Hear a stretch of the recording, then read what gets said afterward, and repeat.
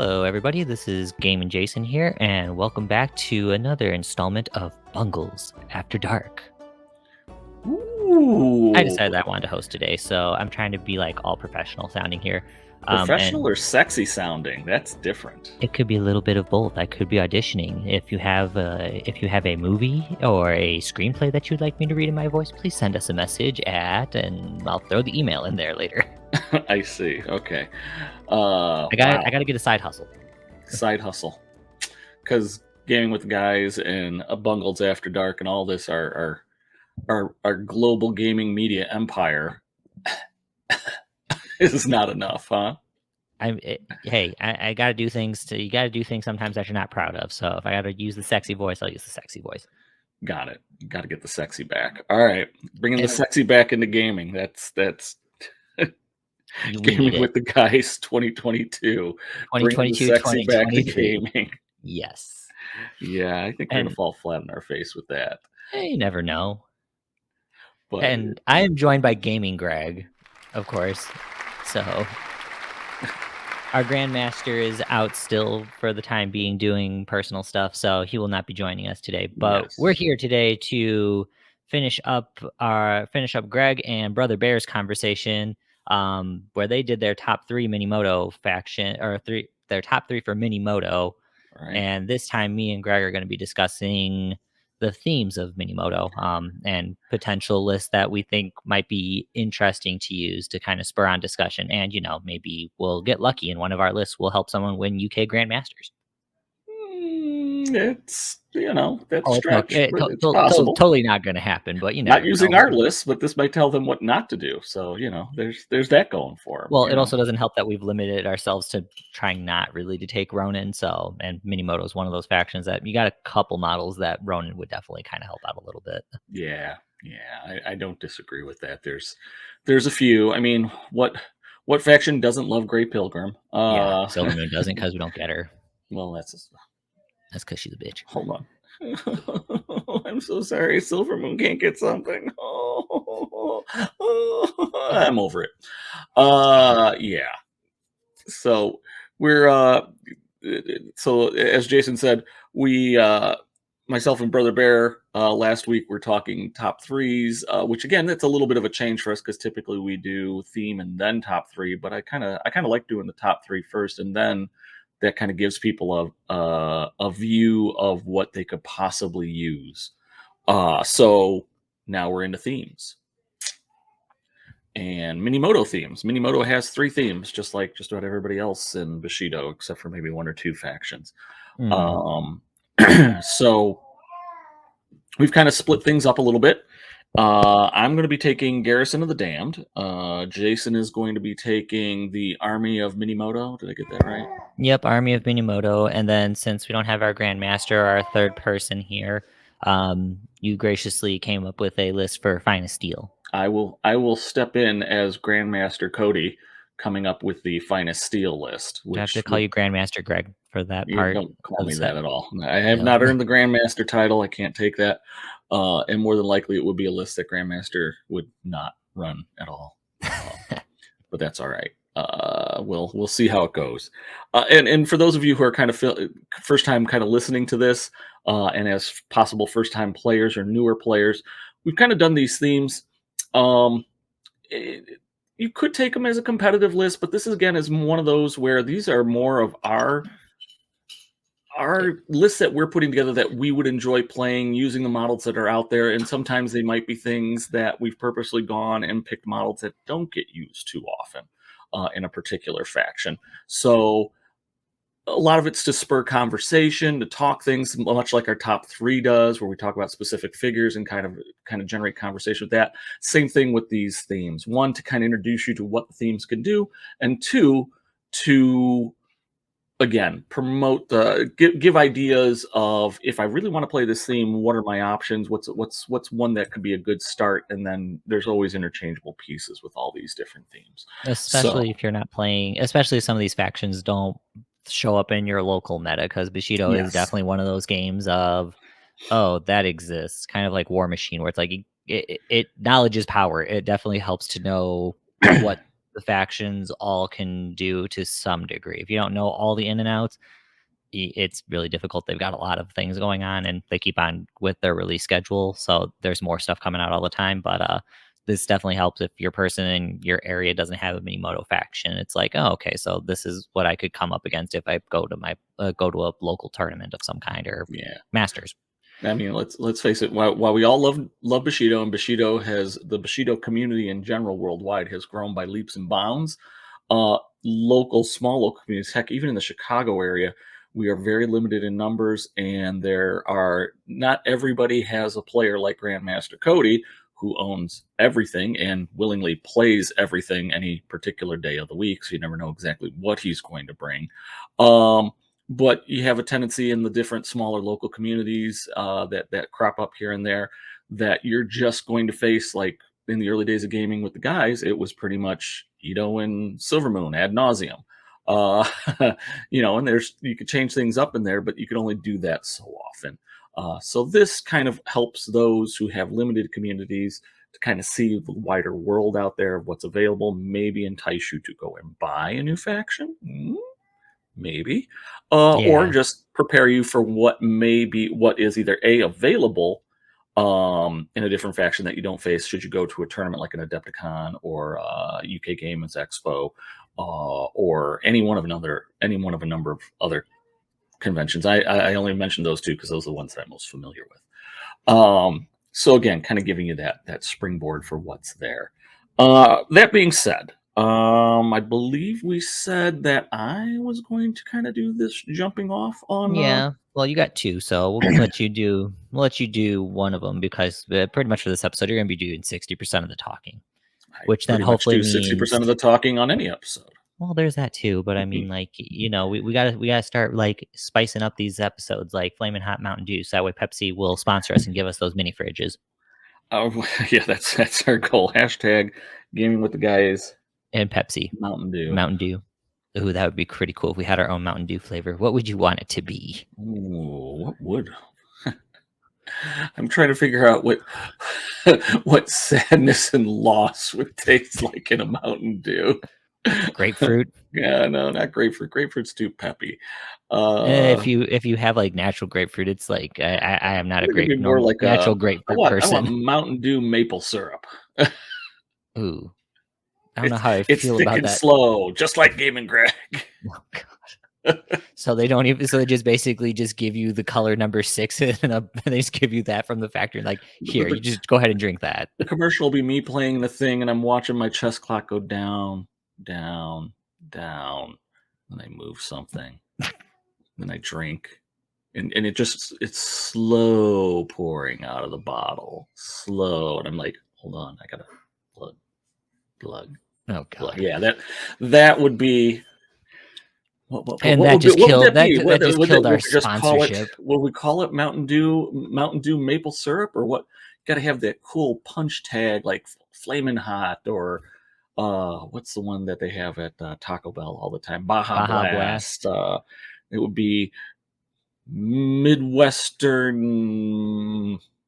I mean, if it's maple syrup, I mean, at that point, I feel like that we have to like point that towards like Canada. It's at that point. They're not the owners of maple syrup. I beg to differ. If you've had Canadian maple syrup, if you've had Canadian, if you've had maple syrup from Canada, they're the owners of it. I'm not going to even argue. I would argue that the people in Vermont would argue that they are the rightful heirs to. You watch Super Troopers. Oh, that's true. I have. I've watched Super Troopers. You know, where they're drinking the maple syrup, chugging it like right from the thing, hopped up on the syrup.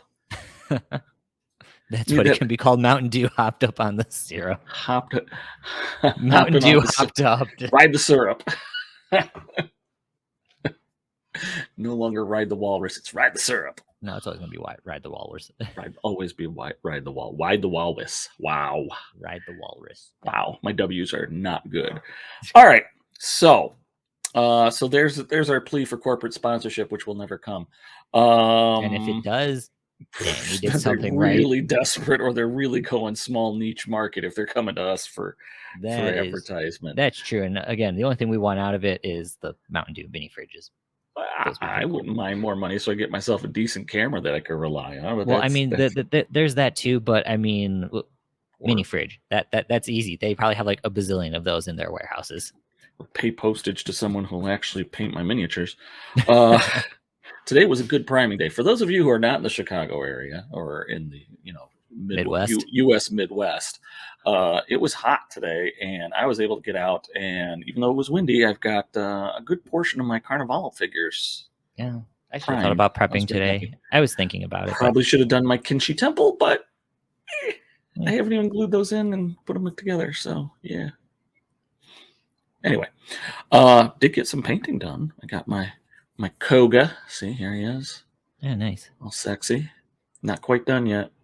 Having a hard time figuring out how to do white. Anyone who has tips on how to paint white, especially on something like a robe or whatnot, 'cause there's Koga, there's his good old dad.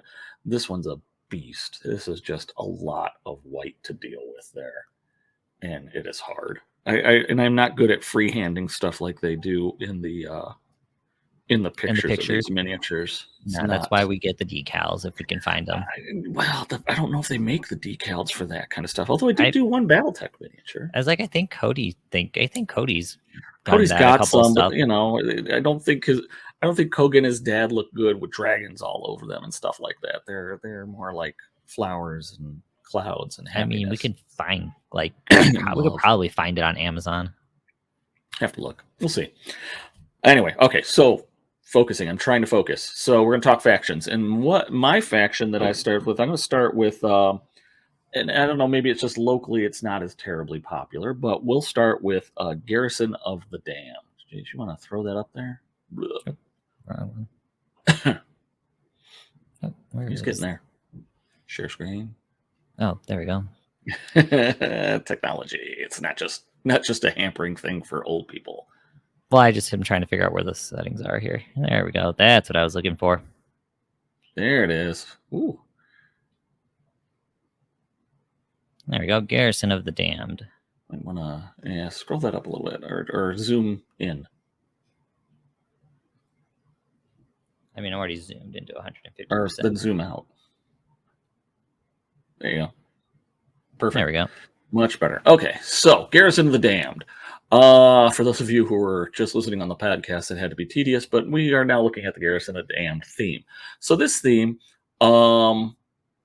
is really very, I would say, very Samurai Ashiguri, so traditional kind of Samurai Ashiguri kind of list here. That's a lot of the Minimoto themes I've noticed. It's either they want you in some form of faction to take a samurai, take the samurais, which I mean, I don't blame them because the Minimoto samurais are pretty all awesome. Yeah, there's three mainline, and then the Shogunja. I've said that right. Yeah, they're also samurai, but they're not quite as samurai-y. Not as potent fighters. So Garrison of the Damned. What's in the theme? What does the theme offer? A particular, if you're going to build a list, what do you want to try to build around? I would say definitely you're looking at Ashiguri, and then any other models really after that are permitted are pretty good. So what do you get? The first bullet point on theme is Minimoto Ashiguru models in the warband gain Indomitable +1. So what does that mean? So that means if you don't have, if you are not in bear stands alone, you will automatically have Indomitable 1. When you get into bear stands alone, then you will be Indomitable 2. Oh, it's a plus. Wicked.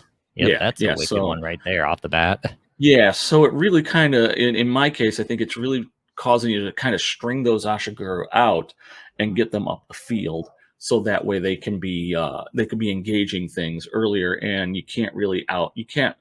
you're not going to be able to get the bonuses for having multiple models on them unless you're going to get up to like 3 models on it, 4 models on it.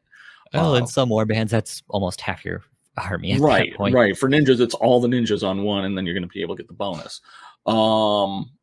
And then, of course, you still get the coordinated attack if you have coordinated attack, but at least you're not losing. The Minimoto model is not losing any dice. And for Ashiguru models, that's kind of important because none of them have 4 dice, at least that I've seen in Minimoto. No, they're all 3, and they're pretty much all of them are backed up by armor 3 also. So they're nasty to. They're some of the So, nastier grunt models after going and building my list that I was like, mhm. oh damn, like yeah, I totally forgot after after reviewing some of these, like I don't like fighting any of these guys because they all have base armor 3. They are difficult. And again, it's even with just with the Ashiguro, they're able to kind of hold their own out, and you can kind of stretch them out, and this just strengthens it because it's taking away some of the negative modifiers on it. It doesn't take away surprise, but it does take away. Okay, I'm going to send two cheapy models, and then I'm going to send in my big hitter. If we're looking at like a Shiho Tanaka's, I'm going to have, which is bad because they get coordinated attacks. So they really don't care if they're not getting the outnumber bonus. Um, like you're playing Ito and you're sending a bunch of little snakes. They'll eat the activations up, yes, and they could surprise, yes. Oh, they're insignificant. So I'm just picking all the crappy ones. We'll go with Silvermoon. I was trying not to pick on Silvermoon. We'll pick on Silvermoon. So Silvermoon sends in a bunch of Koyukan Han nunchuck guys, two of them, and then sends in like Manu to go in, or Malosi to go and clobber him. I'm gonna, depending on the model, I'm gonna lose one die for being exhausted, but I'm not gonna lose any more for being outnumbered. Yep. If you're lucky, Melosi gets around me and gets surprised, then I'm kind of hosed. But at least I could hold. At least it prevents one of those things from happening. Either you're putting one model on me, two. If you're putting three models on one lone Ashiguru model, Hmm. and let's say it's not even a named model, then you're putting, whether you're running a 5 model list or a 7 model list, that's a lot of resources to try to take out one model. Yeah, no, Um, it's definitely not worth it at that point. It's just kind of no. like, all right, just don't expect to get the outnumbered help.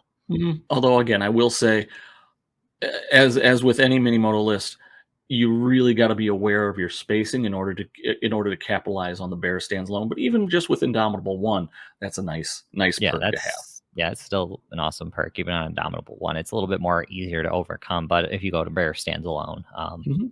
no, you're at that point you rethink your game plan if you're trying to hope that you're going to outnumber someone to drop their dice. Yeah, yeah. All right, so that was the first one. Is Minimoto Ashiguru model Sin Warband gain Indomitable +1. So really nice. Just encourages you to take a lot of Ashigiri models, Guru models. I'm going to eventually say it 5 different ways in this episode. All right, second bullet point for Garrison the Damned theme. Every time an enemy model is removed from play as a result of a melee exchange, the friendly model in the exchange gains 1 key token. So this is great. This is great if you are, for getting some kind of bonus for eliminating a model from the field. Getting an extra key token, no one is going to say no to getting key that's used to power things. I feel that this kind of benefits more of your heavy hitting models. So your samurais like your Reo, your Nico, or your Yuji, or even the bears, because it doesn't specify whether it's Ashiguru, whether it's bears, whether it's samurai. It's just any mod. Every time an enemy model, it's whoever was engaging that enemy model is going to get that key if they remove it from the field.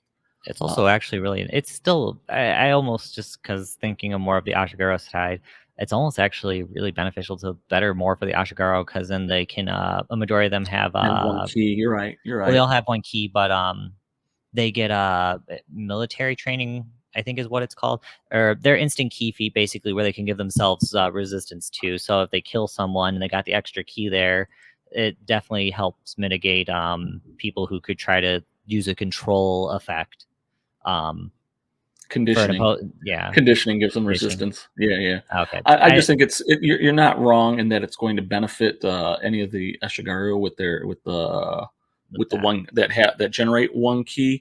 I just kind of look at it as I don't necessarily see those models unless you plan for it, setting up the kill. I mean, you could get lucky. I mean, but that You runs can't get into lucky. that runs into the what's it called, the hubris of Minimoto, where it's like I have armor 3, and then it's like, oh wait, I don't, Success level 8. I still got hit on the 7 or 8 chart. Yeah, then that's still that's still going to But be I a mean, it's still lot of something where it's outages. like you could still push, you could still try it if you really wanted to, or even if you're not swinging for the fences. Hmm. You could maybe put an extra die in attack and match your opponent where they maybe do 2 in attack and 1 defense, and it's like, oh, Yeah. yeah, we'll see how this can go. Yeah, but again, no model's going to turn down key. So just it's a nice benefit for whatever model's going to get in there and finish it, and it may make you think about, okay, who am I going to have go in and take out a weak model? Who am I going to do that? I think it favors a samurai more. Again, like your Reo, your Nico, or your Yuji, just because they're big hitters. Same thing with the two bears, Yo-Yo Kuma or Tatsu. um, those can really, those could take out a lot of small models pretty handily, or even some of the bigger models fairly handily too, if they really put their mind to it. But again, great benefit for anybody who takes out a model in melee. So that brings us to the last benefit of the Garrison with the Garrison of the Damned theme, and that is during turn one, models in this warband gain 6 cents. Uh, of the three, I'm of mixed mind on this one. I like it. It's a good benefit. It will negate some of those. The one that comes to mind the most is the cult putting up their fog, which limits the movement. Oh, the fog Unless of Jikoku or Yeah. whatever like that, or I know which fog you're talking about. Yeah, if we go into it, so basically, it basically you can't gain line of sight except for maybe 2 inches in front of you or something like that. So you're basically doing your move instead of being able to run, unless you have 6 cents. Which case everybody in the warband has it on turn one, so they could pretty much ignore that effect and Mhm. be able to move wherever they want. It's very nice. Does nothing for Blizzard because Blizzard doesn't stop you from picking a particular spot. It just makes you Blizzard just makes you slow. And it gives you So cover. and So gives you cover, so that's a benefit. But it's not going to negate the slow factor, which is going to keep. I always think of Blizzard as less giving a benefit to Minimoto and more of just leveling the playing field. mhm. you know for those factions like Dissension or Ito that have a 5, they're not going to be able to run 7.5. They're going to just move their 5, so they'll only be an inch ahead of you of your 4. So it's nice. And then of course you have a few models that are snuck in there that could ignore the Blizzard effect. But having the 6 cents on the first turn is great. You don't have to, not that you're necessarily worrying about getting backstriked, surprise attacked in the back on turn one and all Or these things, blinded. or Yeah. blinded or anything along those lines. But it's nice effect. It does level the playing field for those factions that have a turn one card that will prevent you from getting up the field fast by running. Um, due to not being able to target your line of sight because of fog or whatever other condition. But 6 cents usually nullifies that effect. Mhm. So that again brings you back to this particular list brings you back to a level playing field. So again, all three are really good at making the regular samurais and Ashiguru very survivable, make them very punchy, get them their keys so they could do all kinds of fun key feats or just key boosts in general. And then the Sixth Sense allows you to kind of level the playing field. So again, Minimoto being referred to as a slow faction, which I don't necessarily disagree that they're the slow faction because their base speeds on most models, I'd say a vast majority of the models, is speed 4, which is pretty much the average. But I will say that they do lack Cloud Walk, not Pathfinder, light footed, things that would allow them to navigate terrain better. They do definitely lack that. And if that's where the definition of being slow comes from, then yeah, they're a slow faction. Maybe we can start the trend of, instead of calling them slow, we'll just say that they're terrain challenged. I think I, that's a little bit of a more accurate no, statement. it might be. I mean, I don't. Like I said, I guess it just kind of because I'm Ito and everybody refers to Ito as the fast faction and that you had to pay all this, you're getting all these benefits because you're fast. Yeah, I get all those benefits, but saying that Minimoto is slow when again a guy with 4 armor is still moving the average speed of people who are in no armor or 1 armor Mhm. or And they 2 don't armor. And they don't have a lot of models with slow. If it's right. I could where Cult, I would definitely feel like Cult is a slow faction because a lot of the Karai, I think, all have slow on them. You know what though? After watching Kingdom on Netflix, the Oh, yeah. Korean zombie show, Drama? yeah, I those zombies are like they're like pro runners. They're like free running zombies running all over the place. I'm like, damn, people in I Korea run away from zombies. They're in great shape because those zombies haul ass I've after noticed in a something. lot of Korean shows, like, a lot of their, like, creatures are like the nightmare stuff. Because I watched, what was it? Another or one of those dramas too, Train to Busan, and it was the same thing. It was like you saw them and they were doing, like, some parkour shenanigans and all this other stuff. I'm like, from what I remember, I'm like, "Damn, like, they make Westerner zombies just, like, look bad It's in American general." zombies. We're generally slow, fat, and All that but other Korean stuff. ones apparently once you become a zombie, you become a parkour expert when you're dead. So I don't know. Maybe I want to become a Korean zombie when I die. I don't When I know. become a zombie, I'm When going I to become a Korea. zombie, I want to be the Korean I version that's I wanna get athletic and bitten by a Korean zombie. got skills. I don't want to be one of those lazy fat American zombies. Damn. But no, that's you know. So again, the speed thing, that helps. Now, Garrison of the Damned, what are the limitations on it? They do have two exclusions. So Sagunja, which means you're not going to be taking things like Rinko or Kimiko or Keiko Mhm. because they're samurai, they are Shogunja, so you can't take those. And blacksmiths, so you can't take any blacksmiths. That's about So the you're only kind of real tough one I would say is it's not I like the blacksmiths do add a little bit of extra options to them, so not being able to take them and be limited by that, that's a little bit rough. Yeah, yeah, they definitely give some benefits.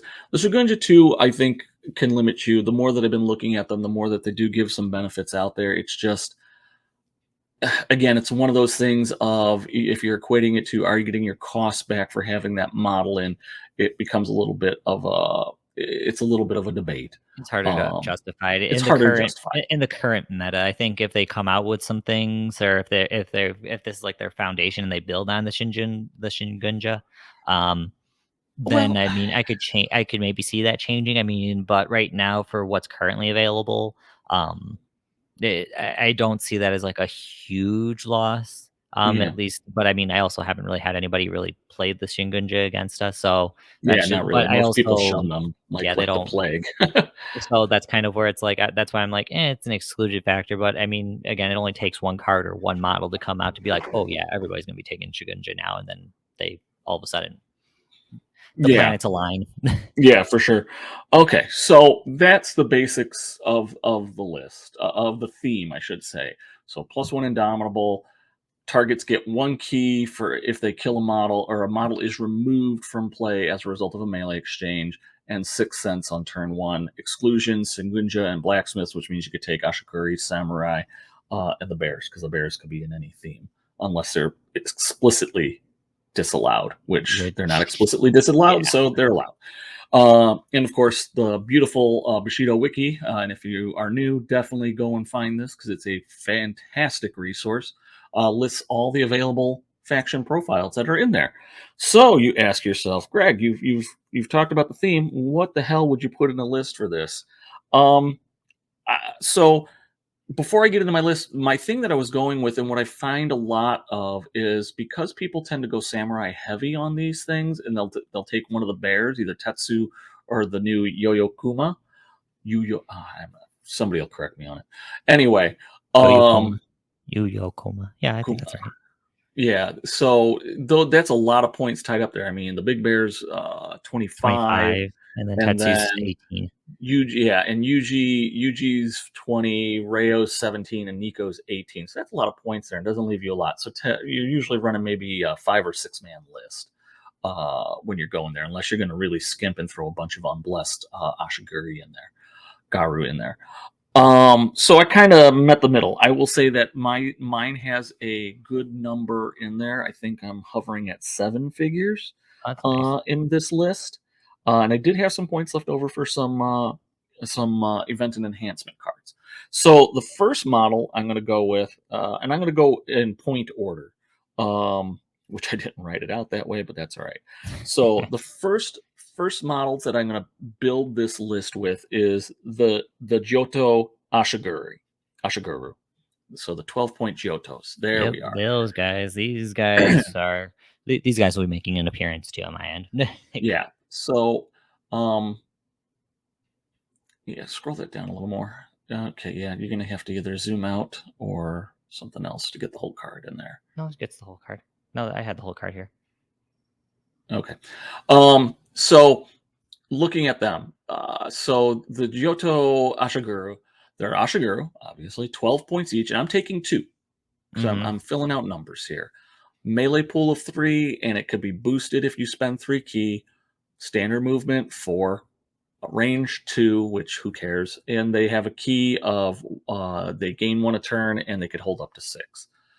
They are armed with a Tetsubo, which gives them sweep attack 1 and +1 melee strength.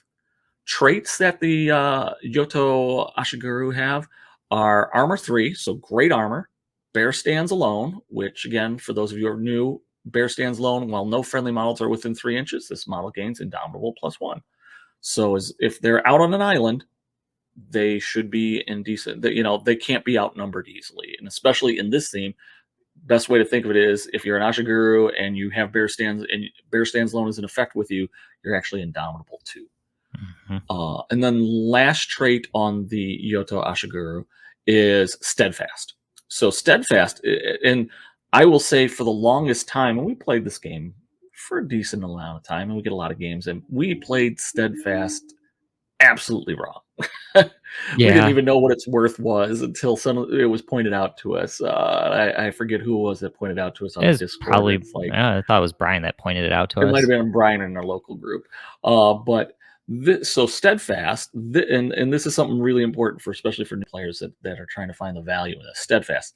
This model may freely choose how to allocate dice and melee when frightened. If this model declares an action to bring it in base to base with a model with a fear and fails the fear test, it continues with the action and becomes frightened. So basically what happens if you are going to, so the Jyoto is going to go and engage some Kurai who has a 4 fear, just making numbers up now. And I roll my 1 die and I get a 2, so I fail that fear check because I have steadfast. Now typically if that was the case without bravery or any other kind of rerolls or whatnot, the activation ends. I get rid of an activation token and it's done. In this case, because I have steadfast, the Jyoto moves into base, completes its action, but it will be down a die because it will get a frightened marker on it. But at least I get to perform my action. And that's very key for the quote-unquote slow faction Minimoto, because those actions are going to become very valuable for them. Because, again, typically they're playing either low numbers or something along those lines. They can't afford to lose those activations by botching a fear test. So this will allow them, they're not going to fight very well. So instead of having a melee pool of 3 when they're fighting that Kurai or whatever the fear-causing thing is, they're at a 2. Not optimal. But at least they can still engage, because maybe the whole point is I just want to put that person in there to lock a model up and keep them from doing something. And to be perfectly honest, the Yotos are great at that. I'll kind of explain them what I would, in the back of my mind, how I would have these guys work. But these guys are going to kind of think if I'm sending things in waves, and these are probably going to be my front line wave guys. So I want them to get, especially, I think this list will do well with zone. I want to get them in front of things. I want to get them engaged with things. And that way they have to take this out. 7 wounds and 3 armor is not something that's going to go down easy.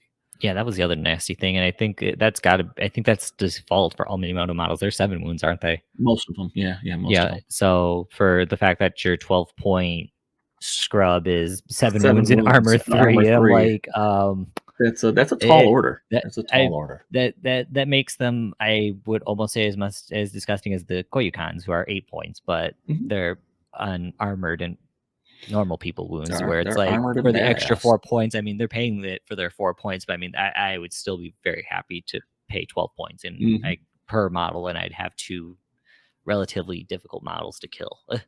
So yeah, no, they're I think they're a really great backbone figure, and being able to take two, I think that's the great place to start an Army of the Damned list, because they get that Ashiguru bonus, they get all the other bonuses should they get them, but they're going to be really good at locking things up. Or I don't have a problem taking my 12-point model and flipping an idol with it or something along those lines if it's an objective type mission.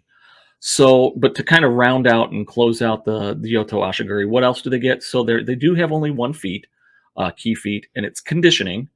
It costs one key, it's an instant, and it only affects themselves. What does it do? This model gains resistance 2 until the end of the current activation. So somebody declares a key feat, they're going to try to control. They're going to try to do a hypnotic gaze. They're going to try to do something. You're going to go against a rose who's going to try to spin you around, so that way you're going to get surprised by a giant buto or something like that. Or a ninja does something that makes you turn another direction. What this does is, when you do that, when you are not the active player and you are doing that oppose key test, you are adding 2 to your roll. So, especially on a 1-die figure, if they're pitching 2 dice, the max number that they're going to get is a 7. The max number you could get on 1 die is 8. Mm-hmm. That makes it very competitive. That makes it not a guarantee, and it makes it, especially because depending on what the key feat is, it could be very costly. Most obey is, generally speaking, a 3-key feat. Mm-hmm. And the most you could roll on 3 dice even is 8. Yep. So, not that it's guaranteed that I'm going to roll a 6 and get the 8 on 1 die, but it definitely makes you think, do I want to spend the points and try that? Because there is, typically this was a no-brainer. Best you're going to roll is a 6, and I'm rolling 3 dice, and the best I can get is an 8. I'm doing it, because if I tie, I'm still going to get you because I have more dice. In this case, it's not a given thing that I'm going to fail it. So I've really got to rethink if I want to do that. So it's really nice, and because it's an instant, I use it whenever I need, and it's cheap. It's just one. So for sure. Really, really nice. Really makes your opponent, if they're a control opponent or someone relying on opposed key feats, really makes them think twice about going after even the cheapy models, because it's not a guarantee. It's likely they're going to win, but it's not a guarantee. Mm-hmm. So and the biggest thing for me is just make sure, again, if it's an heavy opposed key, then this is like worth its weight in gold. If it's key challenge, then these guys are going to struggle a little bit. Then they're screwed. Yeah. They're screwed. So just make sure that you don't, because I think I know at least on me, there was a little bit of confusion where it's like, oh, I got to separate the two. If it's a key challenge test, these guys are going to struggle a little bit more. Right. But opposed key test, then all of a sudden they're standing up to some of the bigger models in the game. Like, bring it. I can possibly contest or beat you. Yeah. So important things to remember. It's an opposed key challenge and test, and the Jyoto is not the activating model. So they are the ones being attacked. They're not doing it. Of course, really easy, because they got no key feats that are opposed that they could inflict on somebody else. So this is the backbone. This is we'll say this is the foundation of my list, is having the Jyotos. So I got 2 of them. The next up is going to be another Ashiguru, and it's Akimi. Oh, there it is. So Akimi, and I've kind of learned to love this guy. One, it's going to give me a bit of a range threat in there, and I didn't want to take the normal Abanage throwers, just because Akimi gives you so much more, and it's just a 2-point difference, I believe. Yeah. So what does Akimi do? He's an Ashiguru, so he's going to get that Indomitable bonus, so that's great, and he'll be able to get those other things. He has a melee pool of 3, which means he could actually fight in melee, which I think the other Ebonage throwers are 2s. Yeah, they're 2s. So right there, that means I'm not afraid of getting him into the mix. If I need to, I could get him in there and have him do melee if needed. It's not his strong suit, because he's only got a Tanto, but and that is a typo. If you're watching this on YouTube, it gives a range band on there, but the Tanto cannot be thrown. Although that would be if he could throw that awesome Tanto, he could throw it 18 inches. Just someone at the starting line. Oh, I throw my knife at you. My knife. You're dead. Push attack back. You're back to the baseline. No. So that's that there. But that again, would be wicked. Again, it means he's not a one-dimensional thing like most archers, most guys who are firing arquebuses or any kind of gun or anything like that. He could actually mix it up. Standard movement of 4, range of 3. His range stat, he's got a pool of 3, and he could boost it for 3. And his key, of course, is a 1/6. He gets 1, and he could hold up to 6. So again, fairly average on the stats. But again, for a range, for what's supposed to be I wouldn't say primarily, but that's what he is for this faction at least, a range figure, having that 3 melee helps, and it can be boosted to a higher, boosted if he spends 3 key. Weapons he has, we kind of mentioned he has a Tanto for his melee weapon. It has push attack 0, so good for pushing people away out of the zones or just away from them, so he could then follow up and bing you with his Ebonage. And then his range weapon is the Ebonage. Basically, it's a big weighted discus. I'm thinking that. Oh wait, that's Fabergé. Never mind. I was like, why am I thinking Fabergé egg. It's a Fabergé egg. That's right. Yeah, Here, Fabergé egg. You're rich now. Whipping Oh, Fabergé holy eggs. cows. Yes, he's throwing fancy eggs at people. No, it's not a Fabergé egg. There's not even an F in there. I know, but every time that when you're saying Ebonage, for some reason I'm thinking Fabergé for some reason because it just sounds fancy like it. Oh my god. Now I'm I'm just get this out of my head. I'm just imagining a Kemi throwing bedazzled discus at people. Bedazzled eggs at people. Oh no, I mean he could be throwing those eggs too, but I was thinking bedazzled discus or Well, something. if you look at his picture on his card, he's got that big collar. He kind of looks like he's got a bedazzler at home or something like that. For those of you who are not familiar with the bedazzler, it was this greatest invention of the early 2000s. It was even before the 2000s. Oh, It was in the 90s. Oh, but basically, it's this. It's a thing that puts buttons on, except they're like jeweled buttons, and you put them on jackets and things like that, and it makes them all glittery. And yeah.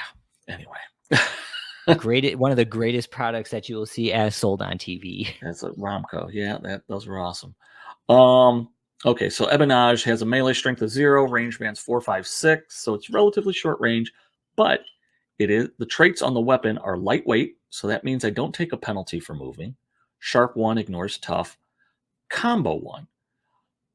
That's kind of cool, because if I could get that number down, then I have a chance to do 2 damage rolls rather than just the plain 1. If I'm really lucky, I get 3, especially if I boost and I get an 8 and maybe I'm shooting for a 4. Or against a really big target, then, even better that I'm putting multiple hits on it. So that's kind of cool. So I really like the combo attack on him. I was corrected, and it is correct, and we'll talk about it when we talk about inertia. Not inertia. Oh yeah, inertia. I had misthought something. But first, let's talk about the traits that he has. Akemi has armor 3, bear stands alone, immune to prone, very nice, can't be knocked down, and steadfast. So just like a normal Jyoto Ashiguru, except that he has immune to prone. Why guy throwing a disc? Maybe because he's spinning around so much when he throws his bedazzled discus at someone that he can't be knocked down because he's got a good center of gravity. Got a good center of gravity. That's it. Yeah. But that's very, very handy in more ways than one. He has 2 key feats. Inertia, which is cost 1 key. He must be active, and it only affects himself. When inertia says when this model makes a successful range attack, this activation against an enemy model, push that model 1 inch directly away from this model. So I was corrected, and rightly so. It doesn't combo up like I thought it would with combo attack. So combo attack, I figured, okay, every time I'm hitting it, I'm going to be pushing it back 1 inch. No, I'm only making 1 attack roll, which is when inertia would kick in. So the most I'm ever going to push it back is 1 inch. I'm making multiple damage rolls. And it's not the damage rolls that affect inertia. It's the range attack roll. So still nice for pushing things out of the zone. Can't complain about it. Get some more distance there. Keeps people from scoring or just keeping them back from things. Somebody's on an objective, you push them back from the objective, so that way they have to move back on it to do a scenario action. So very handy, and again, cheap, 1 key, which is great because he's only generating 1 key. His other key feat, which I think is really awesome, but it's harder to pull off because of cost, is spin. So spin costs 3 key. That's pricey. You have to be active, no problem, because I got to be active when I'm going to be using it because it's something that I'm going to do when I'm throwing, and it just affects himself. So spin says this model's ranged weapon bands become 4, 6, 8. So you A gain better 1 median, a inch. You gain 1 inch better on the median. You gain 1 inch on the 2 inches you get on 2 the it. long, Yeah. which is great. But the real kicker that I like is this model gains strong ranged until the current activation is complete. So if I put this on combo and do the spin, that means for every damage roll I do on that combo attack, I'm rolling 3 dice for damage instead of 2. Rolling 3, taking the best 2. So really, really nice, nice effect there. But it is expensive on a 1 key model. You're either debating to boost something at a certain point, or you're going to be camping this, and on turn 3 somebody's going to be eating it, and then if the game goes to 6 you might do it again, but more than likely you're not going to need it. I mean, it spins a cool ability. I think it's a little bit overpriced, especially since it doesn't increase the short range band at all. But I mean, he's lightweight, so it's not It's the end lightweight, of it the really doesn't world. matter. I know, but it's still, again, it would be nice that if it's like if it bumped it from 4 to 5, because if I'm paying 3 key for it on my 1 key model, I get why they made it that way, especially because you're getting strong on the On a range attack combo attack, you're and on getting strong on combo. a range attack on a combo, a Yeah, combo range attack. I mean, you really have to, because we continually complain. I about range. continually complain about range, especially against medium and large base models. Um, so just to kind of put things in perspective on this. So let's say I have him. I'm gonna do spin. I walk myself into short range, so I'm really not doing it because of the range, which takes me to 4 because I don't get the penalty because I'm lightweight. My target hasn't moved, but is large, so I'm 4 base. Now I'm taking 2 off. I'm a 2. I need 2 for my success, or I need to do 2 or better to actually hit the target. So I'm going to spend my 1 die, and I'm going to do combo attack on the range. So best I could get is a 7. So I get the 7. That means I'm hitting on the 5, the The 3 and the 3, and the 1. 1. Yeah, the Yeah. 5, the 3, and the 1. And I'm rolling 3 dice for each of those, taking the best 2. That's It's rough. filthy. So that's very rough. That means the vulnerability of those large models just got worse. Or if you want to look at it this way, those models that have durable, he could pick those things off. Again, he's got to get somewhat close, but he could pick off and do 2 points of damage on something and see you later. There's certain commies that can only take 2 because they're durable, but again, it He keeps eats them. the skeletons up for breakfast too because, yeah, he Mhm. can take them. He The ones that could, have 3. yeah. And then the other thing that's nice is there is no reload on this. So he Oh, could yeah. do it the first activation, he could do it the second activation, and he just keeps moving. So, and again, because he has bear stands alone, if he gets strung out, he cannot be overwhelmed by numbers because he has And Indomitable 2 in the yep. theme. In the Yep. theme. So I just find him to be a really good model that, again, I could send him up the field and I could use things to kind of push him back an inch, which is more annoying than anything else, or at least clearing a zone or pushing him off an objective. And he could be somewhat of a specialized hunter for against large figures, against durable figures, because he does do that combo attack. And again, the lightweight really makes it, because and lightweight and having no reload make him a very mobile ranged threat. So I like him. And then the melee 3, should he get stuck in, don't sweat it. He can handle it. He's got 3 in the pool. He's got the push attack 0 on the Tontos. So if you want to, if somebody attacks you, you push them back. Maybe you do some damage. You're maybe loading up all on defense and put 2 in defense, 1 in attack, and they're not really paying attention. And so then you push them back, and then you could hit them with the combo at short range and not have to worry about moving or anything, or you can even back up a little bit so you got some space in between you. Mm-hmm. So really good for what he does. Moving on. So that we have 2 Jyoto Ashiguru. We have Akimi. Next up is Masamea Aya.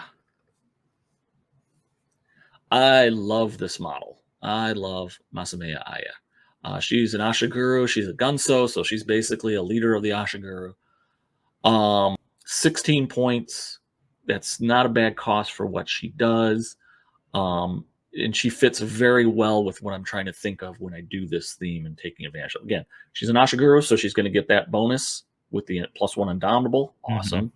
So let's run through what she does. Again, the stat lines for her are pretty basic, just like the standard Jyoto Ashiguru. So 3 melee pool with she could boost it for 3, 4 movement, 3 ranged, 1 key, 6. She generates 1 key or has key of 1, can hold up to 6. So again, very baseline. 7 wounds, baseline. Tetsubo is her weapon, +1 melee strength. She could do push attack 0, great. Sweep attack 1, not bad. I mean, it's nice to have options. So she could actually knock something down if she needs to, make them prone, and then be able to take advantage of that. Traits, this is where she starts to get a little different from your mainline Ashiguru, and I think this is where she shines. She has armor 3, basic. Bear stands alone, basic. Endurance. That's huge. That's huge. This is when you put. She's one of those models that you definitely put out on a limb, especially in Garrison of the Damned, and feel fairly confident she's going to be able to hold her own against 3 models, especially if they're 3 similarly costed models. Because in Garrison of the Damned, she can't be outnumbered unless you put that 4th model on her with Indomitable 2. She is not going to get exhausted by all of them attacking her. Well, she does become exhausted. She'll get exhausted, but she's not going to take the penalty for it. She's not going to take the penalty for it. So the only thing that's going to really throw her off is if she gets knocked down, which she can, or she's surprised. And she doesn't have to worry about being frightened because her next trait, she's fearless. So of the 3 things that could reduce her dice pool, she's protected from them. She doesn't lose anything from exhaustion because of endurance. She doesn't lose anything because of being frightened, because she can't, because she's fearless. And she can't be outnumbered because she has Indomitable 1 because of Bear Stands Alone, and an additional Indomitable +1. So she's effectively Indomitable 2 because she's in the Garrison of the Damned theme. So if there was any single model in this list that could go out on an island, she is it. And I do not think she would be at a loss. And then let's put the cherry on top of this figure. Her key feats.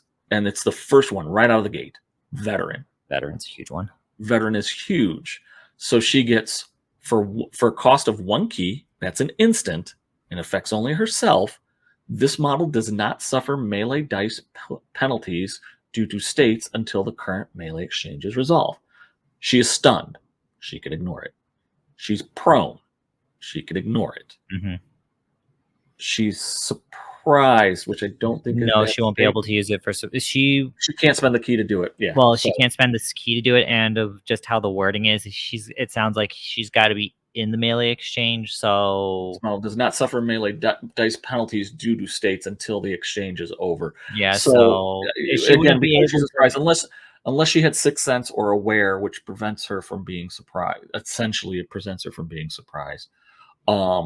Surprising her is the only way that you're going to. Surprising her is the only way that you're going to be able to pull this off, to reduce her dice pool down. So really, she could tie up 3 models and not lose a single damn die in the process of it. Oh yeah, she's really nasty. It's difficult for me to say which Gunso I prefer, her or Hanzo. The only reason why, because it's hard to describe, because Hanzo's a little bit more flexible because he actually supports his Ashigaru. They do 2 different things. But she's definitely much more of like, I'm going to go charge ahead of you guys. Go leave me be and you go do something else. So she's taking out everybody. Here's what I would say, and it is a little more effective. Aya is probably the best representation of what Minimoto is trying to do with their Bear Stands Alone and whatnot. If you notice, in general, the theme doesn't have a whole lot of support with it. The Sagunja have a little bit of support, but nothing that's really boosting. Even the blacksmith, Kajaya, has inspiration, but it's only for his commies. It's not inspiring anybody else in the army. Haru, the other blacksmith, he's probably the most supporting because he could take the cleansing flame. because you could take condition markers off like poison and bleed. But there's a cost for that too. Lights everybody else on fire. But she's the one, they always said, aside from people saying that Minimoto is the slow faction, Minimoto is the bears. The bears like to be isolated. Bears fight alone. Bears live alone. So on and so forth. She represents that because she really can. She's not losing anything. You could have spend 6 activations on her on 3 different models, and as long as she's got maybe a couple key, she doesn't lose anything. Mm-hmm. She's not going to lose any dice because she could spend veteran when she needs to, and she's only really affected by 2 or 3 different things that can happen. Again, exhaustion, frightened, and outnumbered. She ignores all 3 of those. Coordinated attack will still get her. What doesn't? But she's solid. This is another one of those. I could put those up. So that kind of creates what I was thinking of. So those are my 4 models. Aya, the 2 Jyoto Ashiguru, and Akemi are kind of my screen, especially on zones. So I'm kind of moving them up in front of my next 3 models. Next 2 models. Oh, you only got 6? I got 6 on this one now that I'm looking at it. So my next 2 models, I have 1 crossed out because I couldn't make up my mind which one I wanted. Oh. I got one of those too. Don't worry. So it's a screen for the next 2 models coming up. Not that the next 2 models can't front line, but if I'm trying to zone, I want to kind of get 2 or 3 of those models up to tie people up, and they could tie them up. And then I could use the other ones that either A, didn't get engaged by something, or B, my backline people to sweep or contest or secure zones. Or I could leave one of my 4 back in my zone to protect it and sit them on the edge and then make sure that they engage anybody that kind of comes close to it. So that's kind of the thought process on there. And all 4 of those models do that very, very well. And they could probably take advantage of bear stands alone. So I could space them 3 to 4 inches apart, and I'm not too strung out, and people are close enough at least to lend help should they need it. So that brings us to our last 2 models for this list. The first one in point order is one of my top choices for top 3 for Minimoto, and it's Minimoto Nico. Okay. Miniemoto Nico. So he is 18 points of pure badass samurai. Just running through it, he has a melee pool of 4, and he boosts it for 3, speed of 4, movement of 4, range of 3, which he can boost for 3, although they don't have anything that allows him to take a range attack as of yet. It's future proofing. They're going to give everybody. They're going to give everybody guns at some point. And then his key stat is 2. And he could hold 6. And 7 wounds. So really a good solid line. He has the 4 melee pool is really awesome. Gives him a lot of flexibility. His weapon is a Tetsubo, just pretty much commonplace for Minimoto.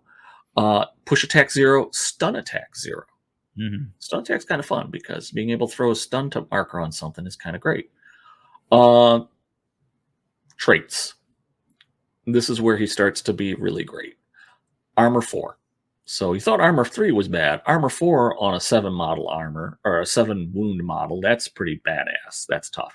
Bear stands alone. He does not benefit from the Garrison of the Damned theme because he's not Ashiguru, but he'll still get Indomitable 1 if you kind of stretch him out. Cool.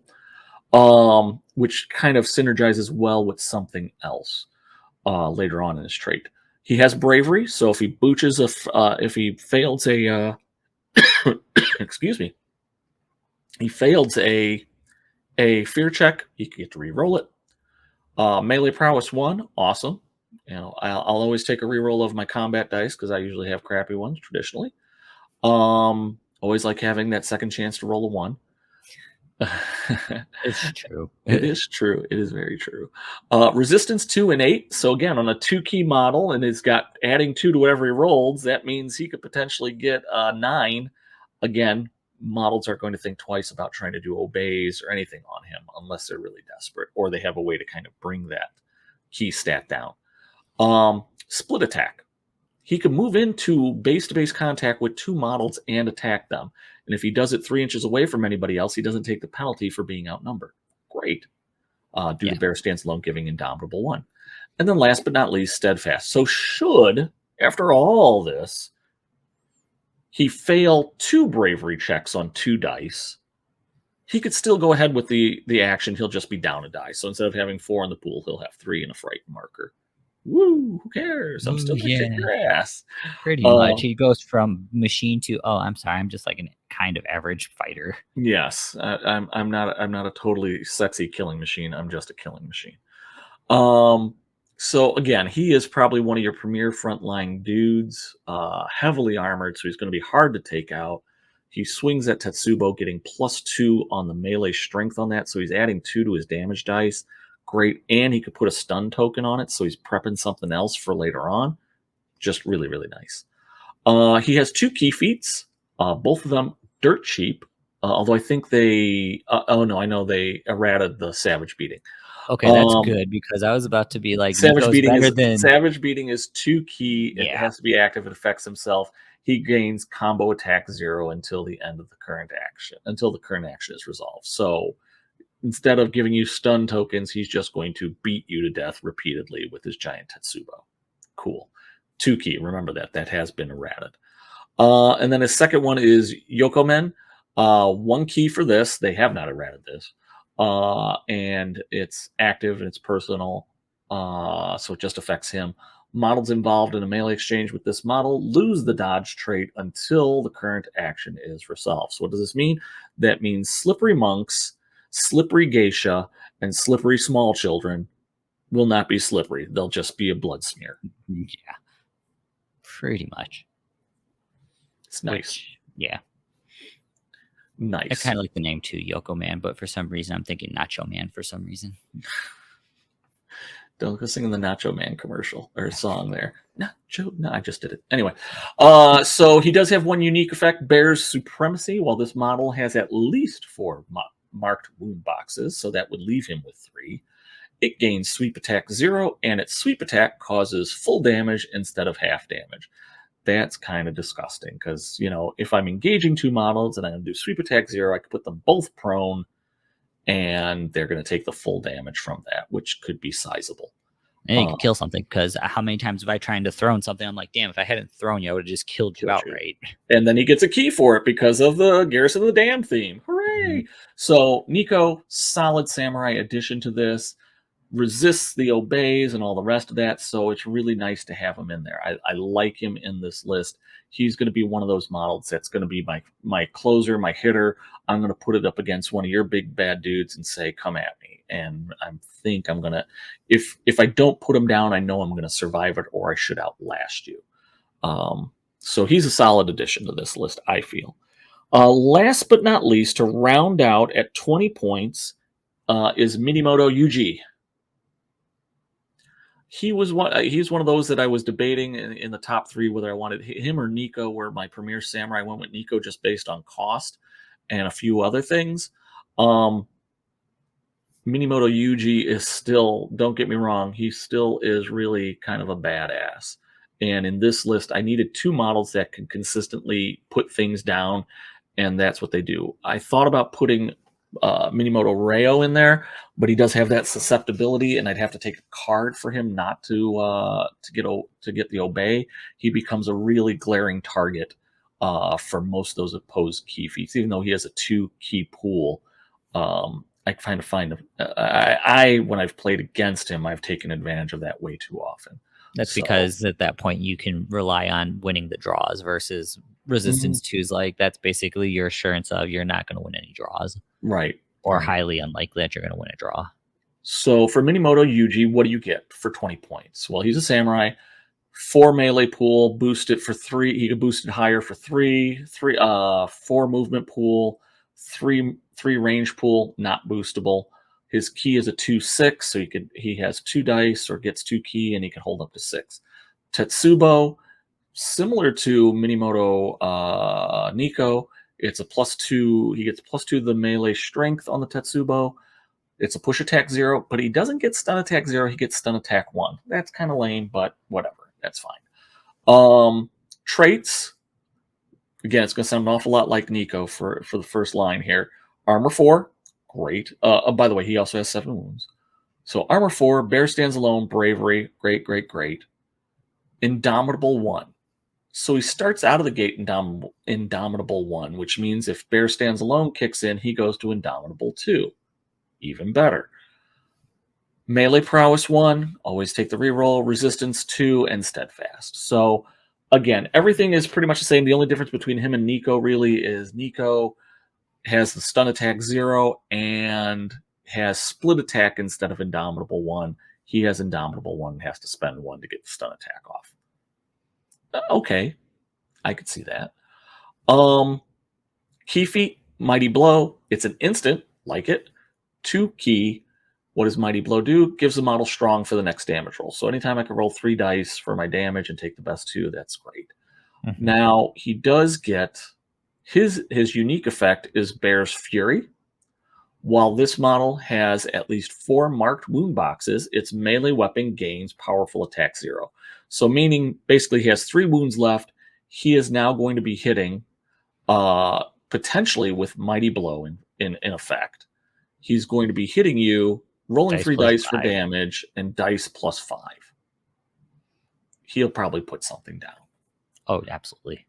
You know, even some of the big ones can't really resist that. So again, the idea behind Nico and Yuji and just in general with the samurai, I wanted the best samurais in there.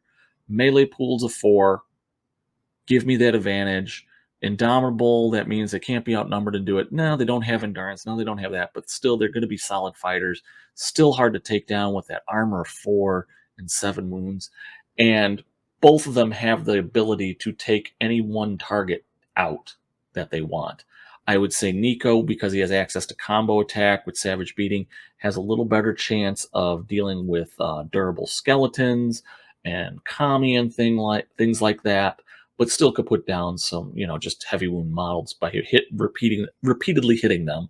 Whereas Yuji, if he gets down in the damage, he starts taking some damage, can really bring the hurt before he goes down.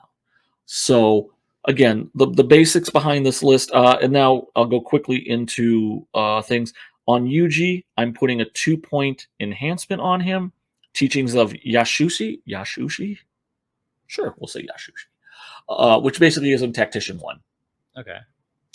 So that way I'm throwing 2 dice on the tactical test because I really would like to be able to dictate the flow of battle by getting initiative. So that's it. It has to go into a samurai, so that's why I picked that card. Okay. So it takes him to 22, which leaves me with 5 points left. I took Blizzard, which is an event. And Blizzard basically gives everyone during the first turn of the game, so it's right out of the gate. And this one is more for me leveling the playing field more than anything else. But during the first turn of the game, all models are in cover, so helps me with against range, and gains slow, which means no one's running or charging for that matter, I think. You'd have to check what slow says. Yeah, no, you can't run or charge when you're slow. Okay, so gives that protection up. There are some other models you could slot in that kind of ignore the Blizzard effect, but nothing in this list does. I put it in there specifically to level the playing field and give myself some protection. Yes, I'm giving up an inch to targets like Ito and Tengu. But if they want to come up, if I'm coming up 4 and they're coming up 5, so they're coming up 10 and I'm coming up 8, that next turn, I'm more than likely going to be in range, or maybe an Akemi is going to blow somebody back a little bit. I don't mind them closing faster because that means that I'm going to be that much closer to getting there. The only time I worry about it is if it's a zone and we're scoring on 2. Will I be able to get enough in the zone, and will I be able to push out what they have in the zone? Then last event that I took is I took 2 Just a Scratch. Okay. And what Just a Scratch does, it's an event card. So it means it could be used on anybody. I don't have to designate it to anybody, which is really kind of nice. But what it does is when a model rolls a damage roll on a Minimoto model, play before the roll to have the final damage taken. So basically, let's say I'm engaged with somebody, I go all out attack, and somebody's crazy and throws 1 die in attack against me, and I had everything going to take him out, and they're going first. So they luck out and roll a 6. So they're going to hit me on success level 6. I play the just a scratch card. So whatever they roll on success level 6, I'm only going to take half. So that gives me some protection. And especially because they're against armor 4 and everything else. Let's say I have pierce 3 or something, or melee strength, melee strength of 3 or 2 or whatnot. That dice roll's coming down, so I'm not getting the 12s and 11s. Maybe I'm getting the 10s. So, and with 7 wounds, as long as I'm fresh, I'm not really worrying. So maybe I take 4. And if it's on Nico or Yuji, once I hit 4, I'm in golden time. I've had many of awesome attacks and moments ruined in my games versus Minimotos because of these cards for just a scratch. It's pretty legit. It's pretty legit. So again, the basis of this whole list is, 1, it's survivable. You're going to have to do a lot of damage against a lot of heavily armored dudes. There's not a whole lot of tricks in it. They're going to try to tie up the max. I'm going to have 3 to 4 models to tie up the maximum number of models that they possibly can. Again, people could ignore trying to do the outnumber and whatnot, but if I stretch things out enough, I should be able to get it. I just need to engage with 1. Nico could engage 2, Aya could get out there, but I could leave them on islands while I try to focus on either A, locking down zones for big points, or B, tying guys up so that way I could score. Akemi, meanwhile, is my roving range guy because he doesn't have to worry about reload, and he doesn't have to worry about moving and shooting, and kind of push people off zones with his Ebonage or Bedazzled Discus. His Fabergé Discus. Pushing people out of zones, or if they're right on the edge of it or away from the zone, or push them off an objective, forcing them to come back and then do it. So taking an extra action or 2 to finally flip an idol to the direction that they want. So that's kind of the idea behind it. I'm not getting up the field as fast as anybody as other things could, but I will get there, and I should get there fairly consistently about the same time as everybody else. The outliers being anything with speed 5 or flank. But what can you do about flank? It's not affected by Blizzard anyway. And then just forcing them either to eat through my armor and attack me, or they got to disengage, which then they're blowing an action just to move away from me, and then possibly I can move back in and engage them again. So really just a tough as nails list. I like it. I think it will do well. I think for beginners, it's somewhat beginner friendly if you're looking to just do kind of a Samurai Ashiguru list. In the fact that it just is not likely that your opponent is going to chew through those armors and those wounds and take your models out. They're going to have to find another way to beat you. Unless if they have like the Ryu gun line. But that's because that's. But then you're worrying. Yeah, you're worrying about that one thing, and if that would be shots coming on 2, and unless they don't really move that gun line up, they're still going to want to close range. Mm-hmm. I could be engaging targets, or I might try to charge the gun line, and once I charge that gun line, then it's just done for, really. And those Ryu guardsmen and Minoru is not going to be. They're not going to fight. Well, Minoru can fight a little bit, but he really wants to get away from it. But you can mitigate that to a certain degree. Yeah. So that's my Garrison of the Damned list. We went long on it because I kind of was chatty about it and whatnot, but I like it. Again, I think it's beginner friendly. I think it's just hard. It's just tough as nails to get through. And so that's why I put that together. Would it be tournament effective? Maybe. I got 6 activations, so it's pretty decent considering most of the time you're figuring most Minimotos are usually going to be in the 5 to 6 range. So I'm not quite over the top, but I'm at the higher end of what it would be. And every model is just tough to take down. Although that's really hard not to say about anything in Minimoto, to be perfectly honest. So tell us what you think about it. So that brings us over to Jason, however. Oh, it's okay. My list is going to be really, really quick because inadvertently, I somehow basically copied your homework, and I have just about everything you had in Army of Minimoto. Ah, okay. Well, here, let's take a look here. There was only one person that was different, and and that was just only like a last minute change because of how I thought I wanted to use Blizzard personally. Oops, I took that. Um, because otherwise I would have had an exact person for person match for all 6 figures. That's scary. Yeah. So, I mean, to run down, so let's go over the army of Minimoto, and then we can flow through the figures real quick. I mean, you gave a nice explanation. I guess I would just more explain kind of how I was thinking about this. So Mhm. the army of Minimoto theme, has only 2 effects, so I think this is probably the one that comes in the starter box set. So that's why when you said your list was like very beginner friendly, I was like, oh yeah, I mean basically kind of what I did too. Was it was probably This is probably a pretty good beginner list, but I mean I feel like sometimes Minimoto has that built in a little bit with the armor to kind of help you a little bit. Okay. So the effects of Army of Minimoto. So the first effect is once per game in the starting phase, all Minimoto clan models gain +1 melee strength until the end phase. So this is just +1 to whatever your weapon is, which a lot of them are +1 in my list and the list that you went through. So they all go to Mhm. +2. And then your samurai beaters are +2. They go to +3. So that depending on when you want to use this effect, that is definitely it's just an awesome effect just for a once per game thing. So it's just making sure that you can capitalize on making sure you kill as much stuff as you can.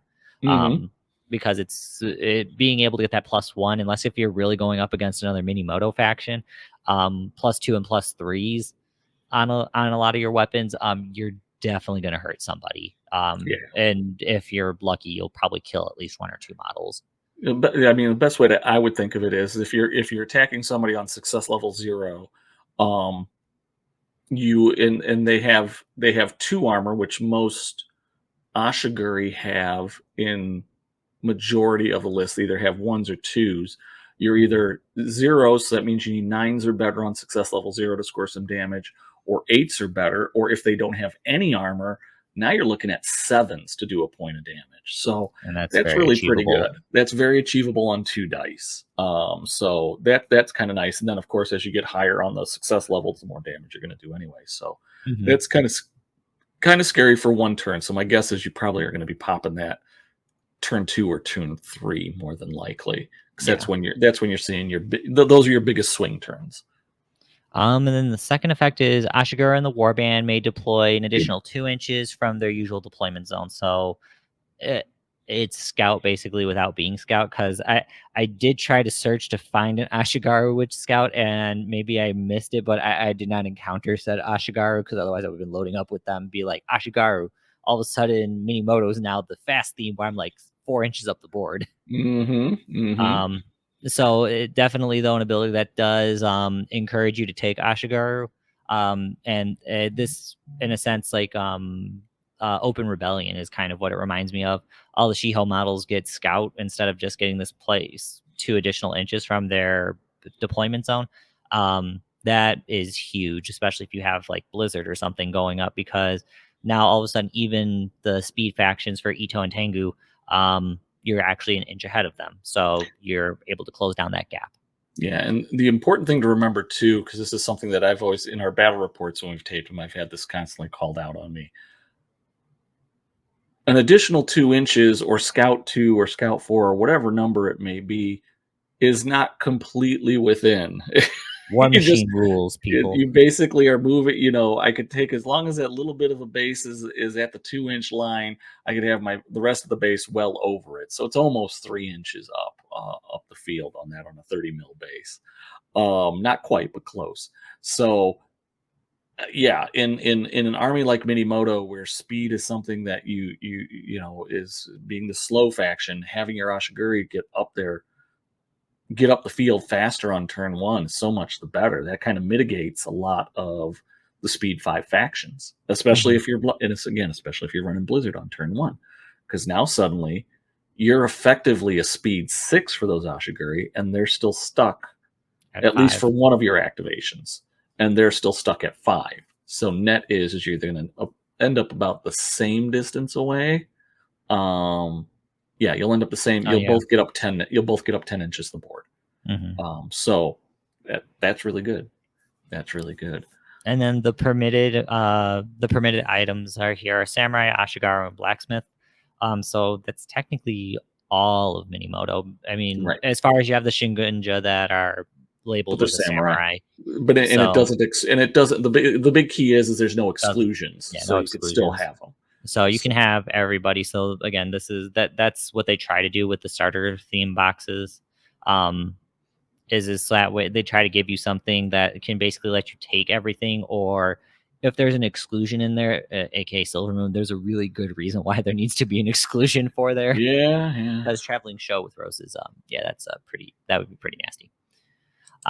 So I mean, it opens up a range of models for you.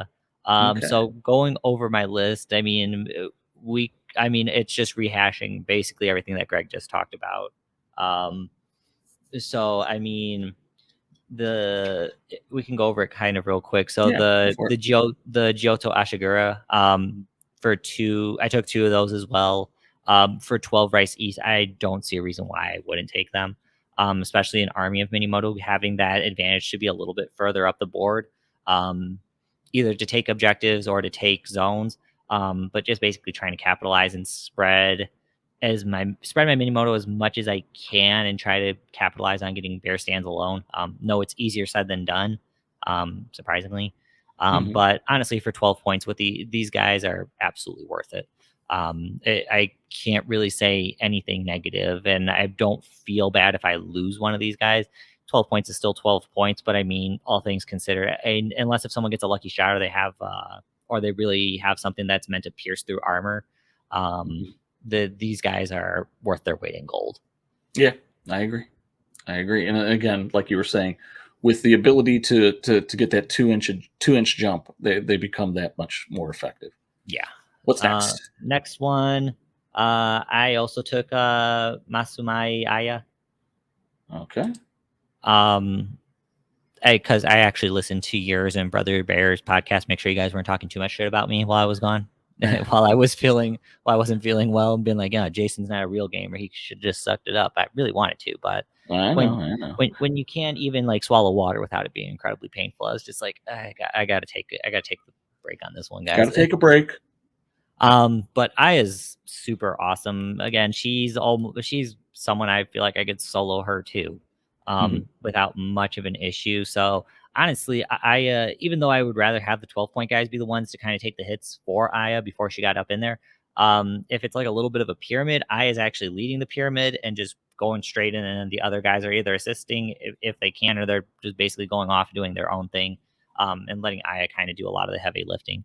The only thing that's I got to watch for, and where Garrison of the Dam does better, is you get Indomitable too.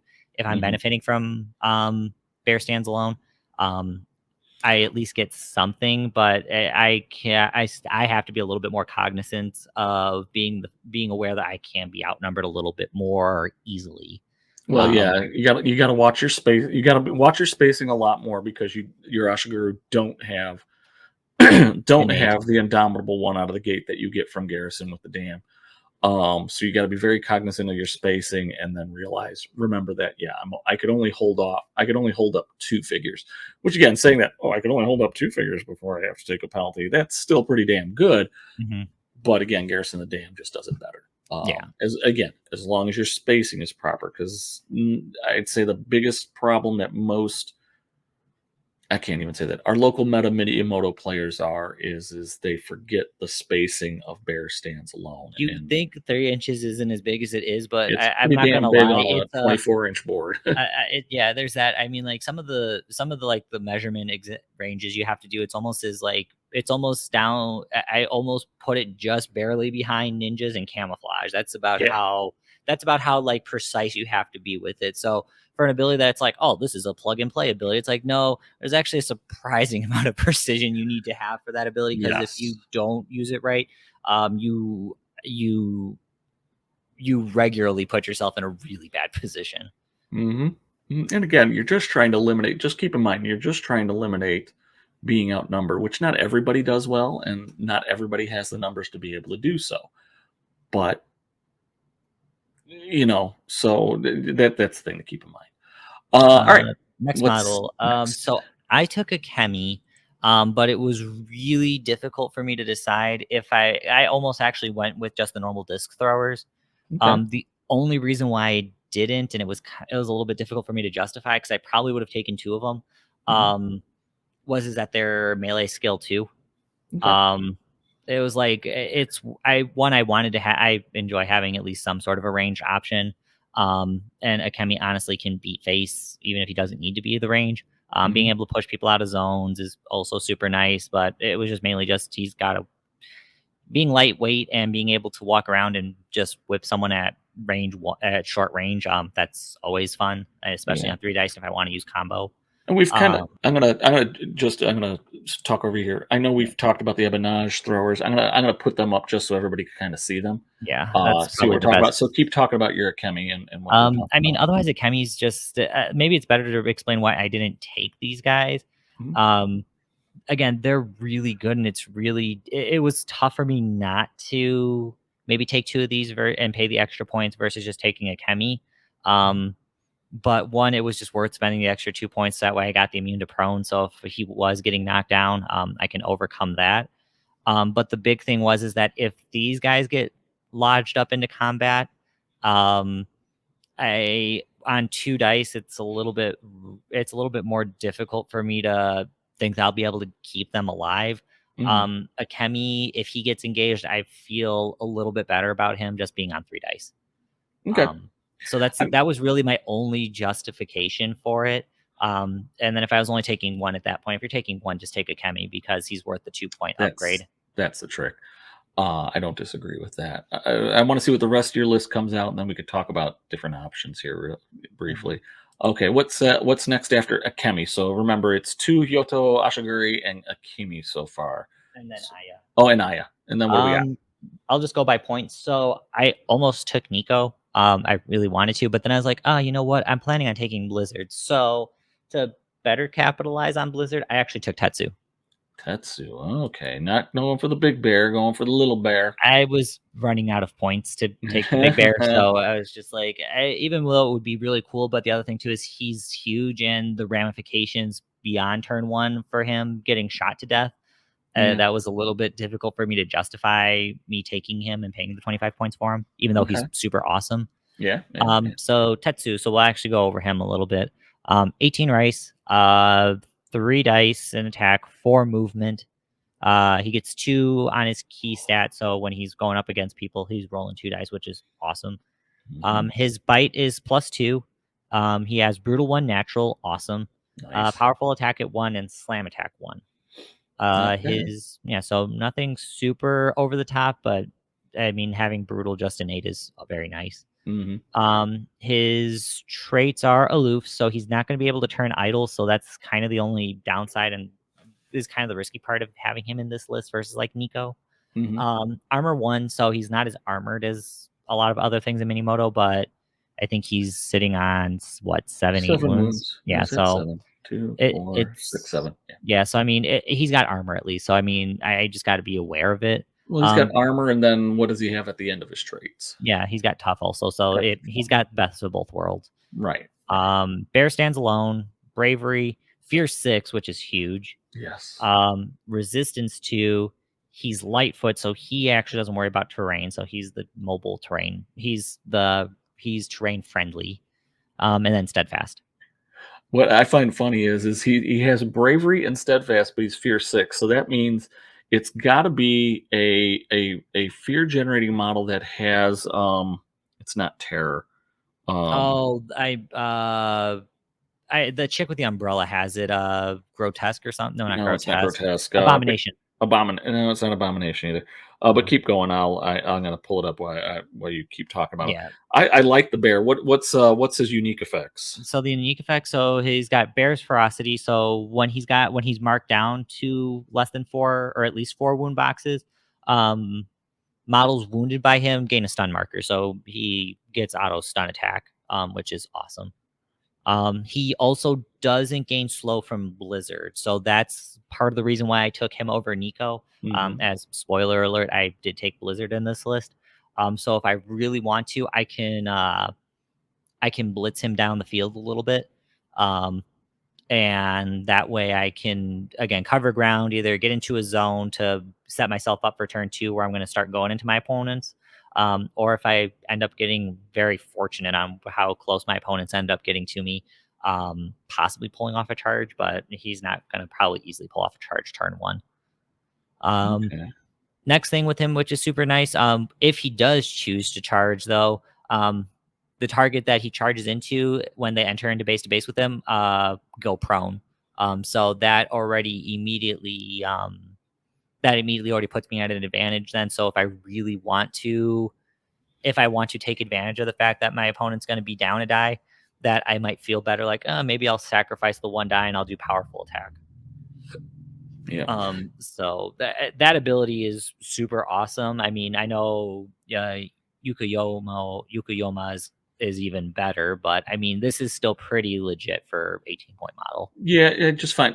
So It's just I got to be really careful not to get over aggressive with it, that's the because trick. You Tatsu end up doesn't kind have of stretching endurance, him and he out. doesn't he's got bear stands alone. As long as I don't have anybody around by him, it's okay. But not having endurance, it's just inviting him to kind of get ganged up on. Yeah, not having endurance, not having a way to boost his melee pool to kind of offset that, really kind of, that charging a target and having it get prone really does kind of set you up to getting jumped by a couple other people. Mm-hmm. Now, granted, again, the Indomitable will help kick in, but you could get exhausted really fast because, you've charged. You're now exhausted.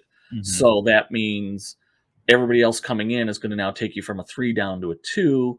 And if there are 3 models, you'd have to have 4 because the one model you charged is now prone, so it doesn't count for it. But you could get enough numbers in there where you might take it down another 1, or there's some other condition, whether it's surprise or something along those lines, is going to take it down. And at that point, I'm also really relying on fear, also, which is why he's fear Right. 6. Which, I mean, again, even on a 1 key model, it's a 1 in 6 chance that you're going to get in. And again, you have to look at it as they have to, in order to take advantage of that, they have to commit. They got to commit some models, but the models. One model's been charged. That's going to stand up and be able to attack. Then another model's going to come in and attack twice potentially, and all of them will be attacking at some point with you down to 2 key because 2 you're dice. exhausted. Yeah, 2 key, two melee pool because you're exhausted. We were talking about, why would he have bravery and steadfast when he's a fear 6, and basically if he's going up against another fear 6 model, it doesn't matter.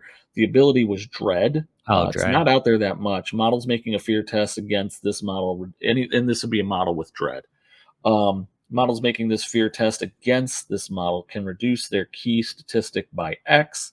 This cannot reduce the number of dice rolled below 1. So it takes the 2 down to 1, at least in this case, because the one figure that I saw was a dread 1. Enemy models with fear values equal to or higher than this model's fear value do not automatically pass their fear test against this model. So it's to offset abilities like that.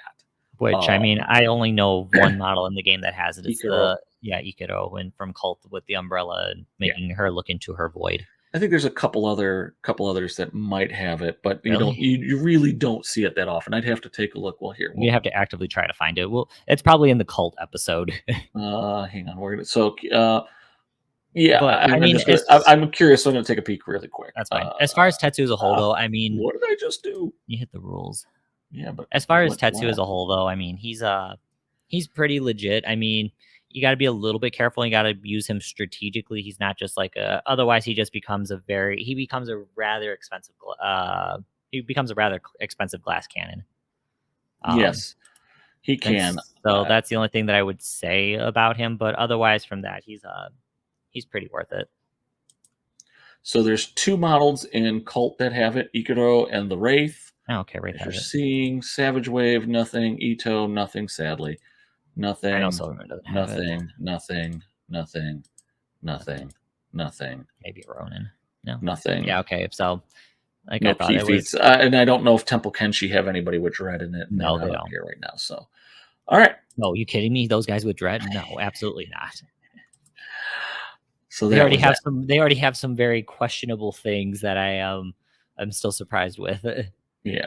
So Jason took Bear instead of other things. Nico. But honestly, on my list though, I did write Nico on here, and then I scratched Nico's name out. I was like, I'm gonna take Tatsu. And that gives you again, it gives you the ability to do that. Gain a stun marker. Yeah, That's kind of nice. his half wound ability is pretty sweet. So he's pretty good. Again, the biggest thing that you got to watch out for with him is that you get yourself strung out because you want to take that charge and knock someone down. And while it's great to have, I don't think you necessarily have to do it.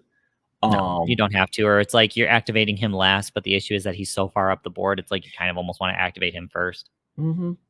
Yeah. And then at that point, if I'm like, then at that point, it wouldn't have been even worth it for me to take him, and I would have just taken Nico at that point. Yeah. So who else you got? Or is last Sid got model one more? was Minimoto Yuji. So Yuji, I originally when I was looking at, it, I was like, oh, I kind of want who do I want to kind of like be the head of my list, and it was tough between Nico and Yuji, but I took Yuji just because I just kind of like Yuji a little bit better. I just liked how like how Yuji looks, just to be honest. That's fine. He's a beater, you know. There's no shame in taking a beater. Yeah. So I mean, he's +2 on his hits, 4 dice, 2 key, 3 range, 4 speed, push attack and stun attack 1. That's the only downside where it's like Nico's better because Nico can at least do stun attack whenever he wants. And then armor 4, bear stands alone, bravery, indomitable, prowess, resistance, and steadfast. The other big thing is that he also got mighty blow. Just because on the off chance, because especially if I trying it the first couple times, probably gonna get Tatsu killed. So I want to have someone as a backup to make sure that I can actually put people down. So that was also part of the reason why I took Yuji. Plus, I had to relook at him because I almost gave him Kikimo Salt, and I was like, oh wait, he already comes with mighty blow, so I don't have to worry about that. Yeah. So I mean, Yuji is basically meant to just be like my finisher. He's meant to be like, okay, I need Yuji. I am going up against another Minimoto army, and I need someone to actually break that armor. So Yuji, you do that, or just break somebody. You know, in general, he could break whatever he wants. Especially that once per game feat that he does it, and then being able to get powerful attack later when he gets wounded down a bit. Yeah, and if I use my once per game when he uses it, then he goes from +2 to +3, and then he gets scarier. Okay. So now, did you take any events, feats, things along those lines? So for my events and feats, because I misread apparently how much Justice Scratch costs. So I took 2 Justice Scratch for backup insurance, just in case if I got caught off guard or someone just got a really good dice roll and I flubbed my defense roll. It's a good thing to use on the bear when the bear's strung out a little bit, or the bear too. Yeah. I did take Blizzard. The only differences that I took, and again, this one I took more of just as a scramble move because I needed to, because I miscounted my stuff. I put the Ice Totem on Yuji. Give him some extra key. I figured it'd be worth it. Just that way he had something, because Ice Totem when you start gives you +2. Oh, it's enhancement, not an equipment. That's weird. So attachment model begins the game with 2 key tokens. So that to me for 1 point, I'm cool with that. So so on turn 2, if he doesn't spend any key turn 1, which he probably isn't, he'll be at full key. So he'll be at 6. So that's not bad. Last ability I did take, I actually put it on Aya. I took Mountain Moves. And that was more to just solidify Aya as just go ahead and I think it's an enhancement. Oh no, it's a specialty. No friendly models are within 3 inches of the attached model, it gains vengeance enemy. So it needs to go on an Ashiguru. So that was more of the Aya, you go do your own thing and you go ahead and lead this spear of death and destruction. And then you have vengeance. So God forbid that she's still alive by the time that I end up using my my once per game effect. She all of a sudden goes up to +3, and she can go up to +3, and she's still on bear stands alone. And she gets brutal 1 against all enemies. So so she's that's the reason why I took that one. I thought that was an interesting one, just to really make Aya just that you're going to be the top of this and go ahead and take out whatever you can. I mean, it's a little bit difficult because of Blizzard, but again, she follows behind my main forces while she's killing a bunch of stuff, and my other guys are doing things behind Tatsu, or she somehow manages to get up there with Tatsu as well, and then just be like, all right, let's let's just start going crazy. You go take care of that side, I'll take care of the side of the board. I think it's pretty good. The only thing I would say, if you really wanted, I mean, again, this is a solid list. Any Minimoto list is really, really good for starters because you just have that. I don't want to say durability, but that's the best survivability. Yeah. In there with the high number of wounds and with the high armor, it really is. Your concern is less about losing a model and more about how do I gain those objectives or how do I keep my opponent from rushing and getting those objectives. Or Which just is the a swinginess of totally your different. dice. Yeah, it's just a totally different mindset. Because again, the only flaw you could run into is you get overconfident of your high health and your high armors, and then you start doing crazy ass things. Looking at your list, I might have gotten a little bit different. I haven't actually written something up, but just something that people could consider when you were talking about taking a Kimi. I might have gone either I would have dropped the Yotos, although I'll probably keep the Yotos in there. I might have dropped a Kimi, probably dropped Tetsuo, but I would have probably gone either I would like to have kept a Kimi in there. I would like to have kept two of the Ebonage throwers, so that's 5 in there. Dropping Aya, dropping Tetsuo, and I probably would have put, if I had the points, and it starts to get a little. I'm stretching, so I probably have to make some other sacrifice down there. Kajaya and at least one Fire Kami. I did think about. I didn't think about Kajaya. These 9 points. That's true. And then the dedicated blade. The issue is that it's tough to get the dedicated blade, but no, taking the fire commies, they're definitely worth it. That's the only reason I'm taking them is because I want to give 1 to 2 fire commies, and then on those Ebonage throwers, in particular with a Kemi, that's just filthy. The issue that the only reason why I didn't think about that, because I did think about taking one of the blacksmiths, is that I try to make as well of a rounded list as I can. And when you take 2 of the fire kami, that really, really kind of hoses you because Kenjaya, unless if it's a specific zone mission, he's really not able to go out and flip idols because he's only speed 3. Well, And get up the he's going board. to be a slow mover, and if you want to have him get the And get the dedicated blade out. You want to get the dedicated blade out, which again is great if you could do it. But again, him unlocking fire commies, because fire commies, 1, give you some speed in the list because they're speed 5 and cloud walk, I think. No, they're speed 6 actually. They're speed 6 and cloud walk. Yes. Nice. And then I start them in base, and I'm just checking something really fast. Kami of the Evening Flame. That's not the list I want. Here we go. And this one, who cares? Oh, 1 model in base to base. Yeah, it's only on 1. It's not. I was hoping 2, so that's why I got to take 2. But even 1 is still not bad. So maybe I don't take both of the. Maybe I just do a Kami. Maybe I just keep a Kimi in there, and I just pick up Kajaya and the fire kami for Tetsuo. Fire kami. I probably drop Tetsuo, and then I look to see where else I can make. That's 2 models. Tetsuo is 18. Kajaya, and that is 17. So I got a point extra that I could throw in there for one other. Yeah. Whatever. Yeah, I mean, at that point, then it would be kind of worth the trade-off. But for 2 fire kami, especially, it's difficult for me to justify that because the fire kami is not going to be able to do anything beyond zones. Then I really start struggling on idle grab missions because again, Kajaya will be able to grab some things, but those fire commies can't interact with idols. They can't interact with idols, but they do hold down. Objectives. Him and a Kimi. So basically, I would have him and a Kimi. I would have the fire kami and a Kimi running somewhere upfield, making sure that they both start in base contact with each other. Now I've got 2 ranged threats that are putting fire tokens on people. One of them has the potential of putting multiple fire tokens on. The other one just does 1. No, they'll both only just. Oh wait, no, it's like poison. So yeah, no, they'll be multiple. Yeah, that 1 damage. Yeah.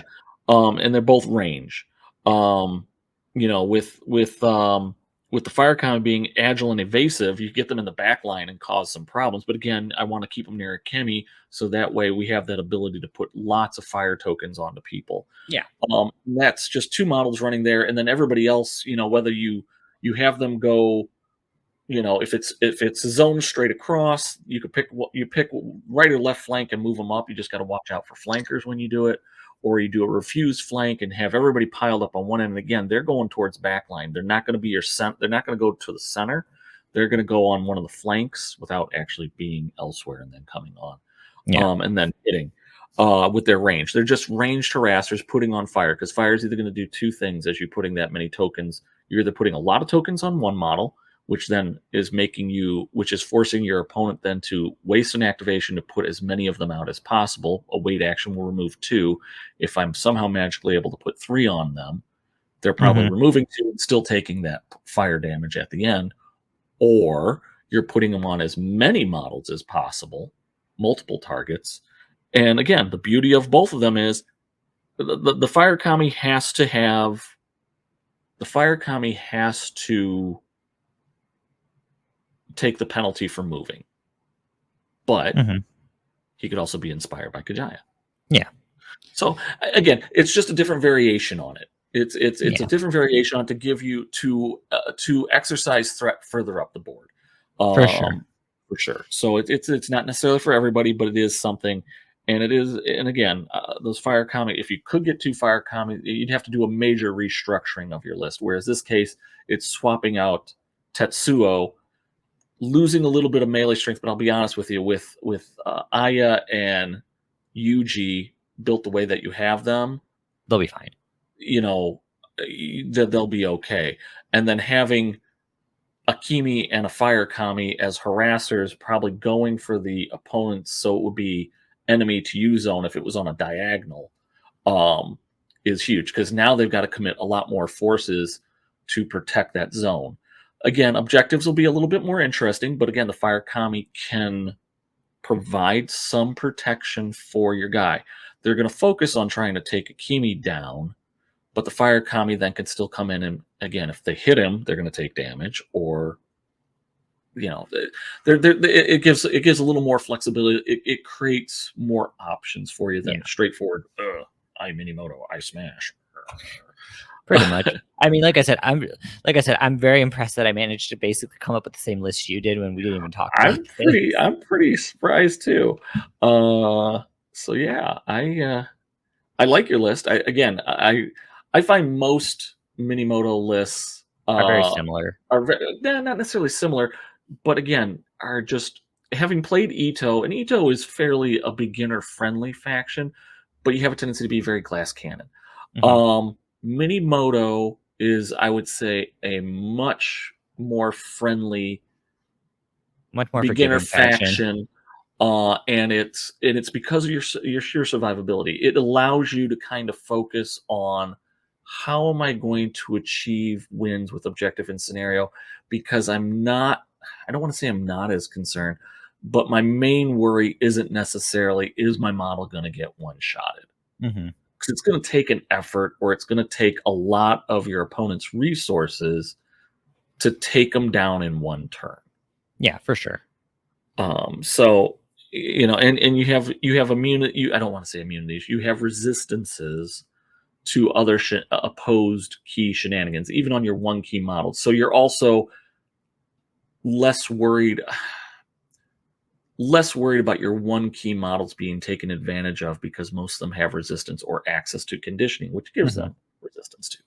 So again, just it's a nice flexibility to have. Nice flexibility. All right, so that brings us. That's Jason doing Army of Minimoto. Army of Minimoto. So we finally get to the one which I think is probably the most popular, without having to look at any kind of statistics. But most Minimoto players that I talk to seem to enjoy this theme the most, and that is the Finest Steel. Really quickly on Finest Steel, what does the theme offer you? First bullet point: all models in the warband gain durable. That's awesome. This benefit is lost when any friendly model suffers a wound.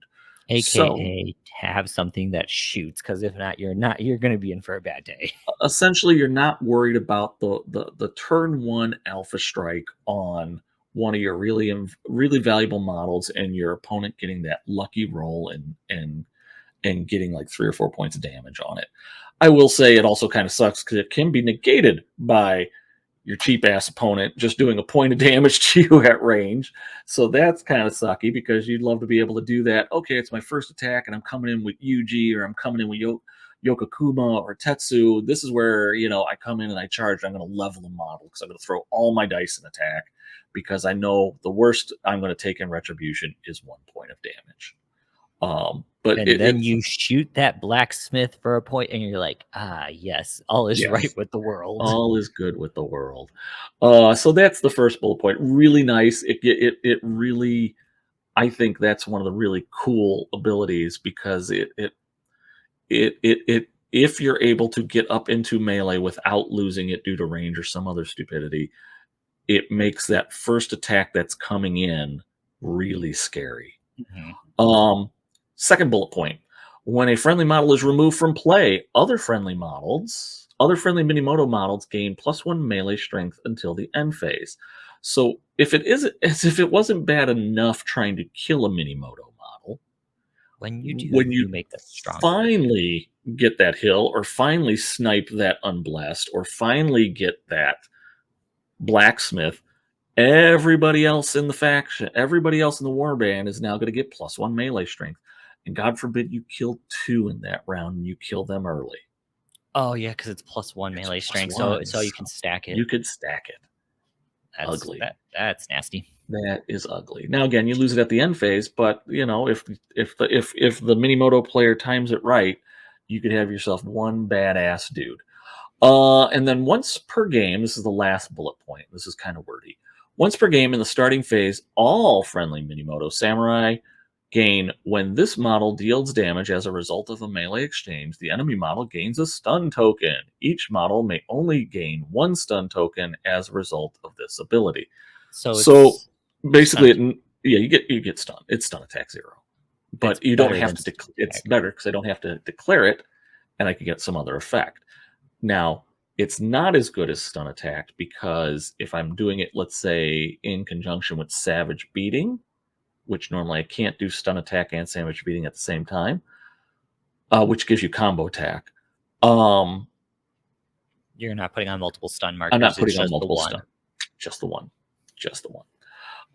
So again, I think they did that on purpose so that way combo attack doesn't become totally ludicrous. But again, really nice. I love anything that I could throw a negative modifier onto my opponent. So much the better. If I could find a way to do it in 2 different melee exchanges, then that way I know the stun goes on to the next round, or my opponent has to burn a wait action to get rid of said stun tokens. So, not bad. So again, generally as the theme goes, I like it. It has some really good bonuses in there, but the first 2, the first one you got to really gauge how that's going to happen, and it's either going to protect you from something range, or it's going to, if you're lucky enough to get into melee with something, you ride that out until you take some damage. The second one, as you're losing models, you're just going to become a bigger badass. Now, I will say on that second one, you have to train yourself to remember, I have this ability. You got to do that for the third one too. Third one, I think you're aware of it because you have to declare it as once per game. So once per game at the beginning of the round, I'm going to say, I'm going to activate this, and everybody's going to do a stun. Everybody's going to do a stun if they're successful in that. It's still the other one is when you lose a model, you got to remember. And that's where, yeah, you just got to write it on the back of your hands. It's a great notepad because you're looking at it. It's like, hey, stupid, I get +1 melee when someone dies. Kick ass. All right, I'll remember that. Okay, so that's what we have to work with. That's what we're building around. So what models did I throw in there? Now I'm going to give these in no particular order, or I'm going to try to get them into somewhat order. Also, for those of you that are listening, sorry, you're only permitted with samurai and blacksmith. So again, it's a bit more restrictive again, but again, you can still get access to Tatsu and Yokokuma. So basically you're not getting any Ashiguri. And none of the unblessed. Correct. And sometimes it's just a different way of building with it, because again, Minimoto Samurai aren't necessarily anything to sneeze at. Right. I think it's pretty good. So let me run through what I did. So starting with my cheapest faction model, that should be a trigger for something. What did Greg take? I took Haruru. Top one. There you go. He's the okay. I was like, wait, Kinjinja was the cheapest one, but you took Kajaya. I took the 10-pointer. Kajaya. I took Okay. Hararu. So he is a blacksmith, 10 points. He has a 2 melee pool, can't be boosted, 4 movement, so he's actually a little faster Mhm. than Kajaya. So much the better for him. Good for him. He's been working out. He's got a range 2, which doesn't matter because he doesn't have a range attack. And he has a 1/6 for his key. So he gets one, has a one key pool, and can hold up to 6. He has a weapon. It's a blacksmith hammer. Well, that makes sense. He's a blacksmith. It's a melee pool 0 with no additional effects. He has some traits. He's immune to fire. That's good. He has leadership Minimoto. Hey, that's kick ass because now within a 6-inch bubble, whenever my guys are making fear checks, I could add 1 to that. Cool. He has resistance 2, so he's somewhat resistant to all kinds of nasty abilities that are gonna make him lose actions or give my opponent control of him or whatever. And he's steadfast. On the off chance he has to go and beat the shit out of a zombie or a skeleton or a small scary child, um, and he botches that fear check, even though he gets a +1 on it because it's leadership. Oh, he doesn't have the keyword for Minimoto. Maybe he doesn't get the effect of it. Anyway, Well, he's still. Oh, okay. I get. Oh, like in his name. like yeah. So it's like Minimoto, Nico, Oh, Minimoto, well. Kajaya, Minimoto, whatever. Well, we'll worry about that later. So anyway, I get to still go in and do that. I'm just at 1 die less. So if I'm going after that scary child that has a 1 key pool or a 1 melee pool, I'll be equal to them. And so then it's old man slapping young child kind of fight, aka pathetic. So that's kind of cool. But what makes Haru, why I'm taking Haru in the list, is his unique effects and his key feats. So let's talk about his key feats first. First one is a 1 key complex action, only affects himself, specialist knowledge. He has special knowledge. And specialist knowledge reads, you can't be in base to base with anybody, and it's only once per game. So I can only pull this off once, which more than likely means I'm doing it right at the get-go. A friendly samurai or Ashiguru model in base to base gains the weighted Tetsubo enhancement card if permitted.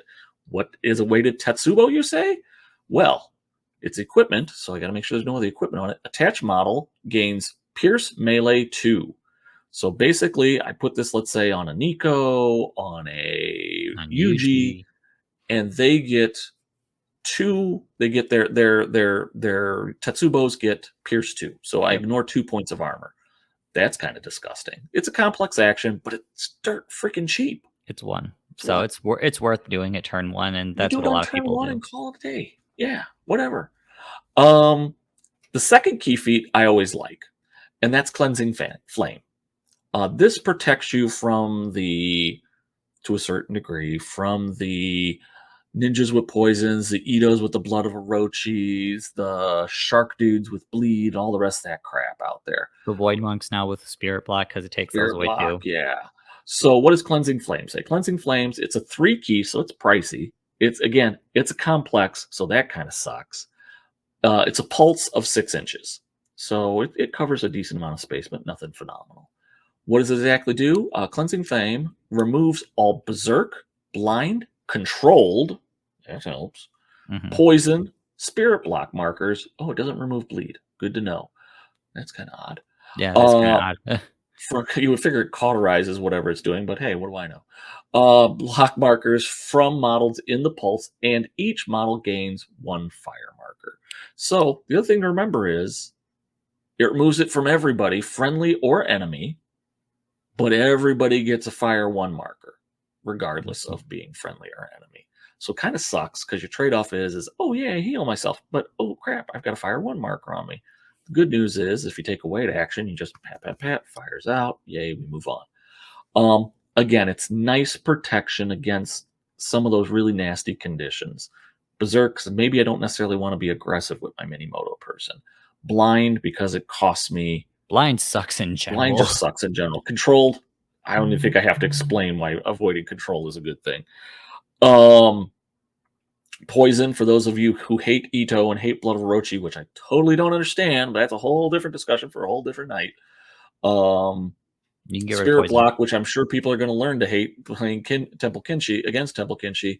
This is something that will negate that. It just has a little bit of a side effect that may be detrimental. So just kind of be aware of it. It's the unique effect. This is why I've got Haru in my list. If this model is included in your warband, you may also include Ronin Fire Kami and Ronin Metal Kami. So you took all the metal commies, right? Wrong. You are absolutely wrong, sir. That brings us to my next model, or models. I've taken the Kami of the Evening Flame twice. Shocking. Damn. You really damn, you dedicated those points to that. Hang on, Well, I gotta go find it because it doesn't have it's it. in the Ronin, but it's you really dedicated to that, taking 2 of them, because that's like 2 well, of I them. probably the only downside is I don't go to profiles and themes. Up. There you go. But it's so the only downside is I don't have much range in this list.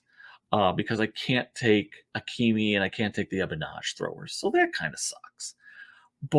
And I don't have Kajai in here, so I can't inspire them either. I tried doing a list where I had Kajai in there, but just was not doing what I wanted to do. Actually, I almost tried all 3 blacksmiths in there, and it just was not as cool as I would have liked it. So just for those of you who are new and haven't necessarily are familiar with the Kami of the Evening Flame, Kami of the Evening Flame is an 8-point model. I'm taking 2. It has a melee pool of 2. It has a movement of 6, which I could boost for 1, but keep in mind, I only have 2 key. I'm essentially a 2 key model, and if I lose both of my key, I am dead. So if I want to move 7, I can, but it's going to cost me a life. That I don't know how to get back. They don't have it yet. At least in this list. It could always try to channel to them, but I don't have anybody that channels. Range 2, which actually is important because he has a range attack. And again, a 0 key stat, which is because he's soulless, so it doesn't matter, and he holds 2 key.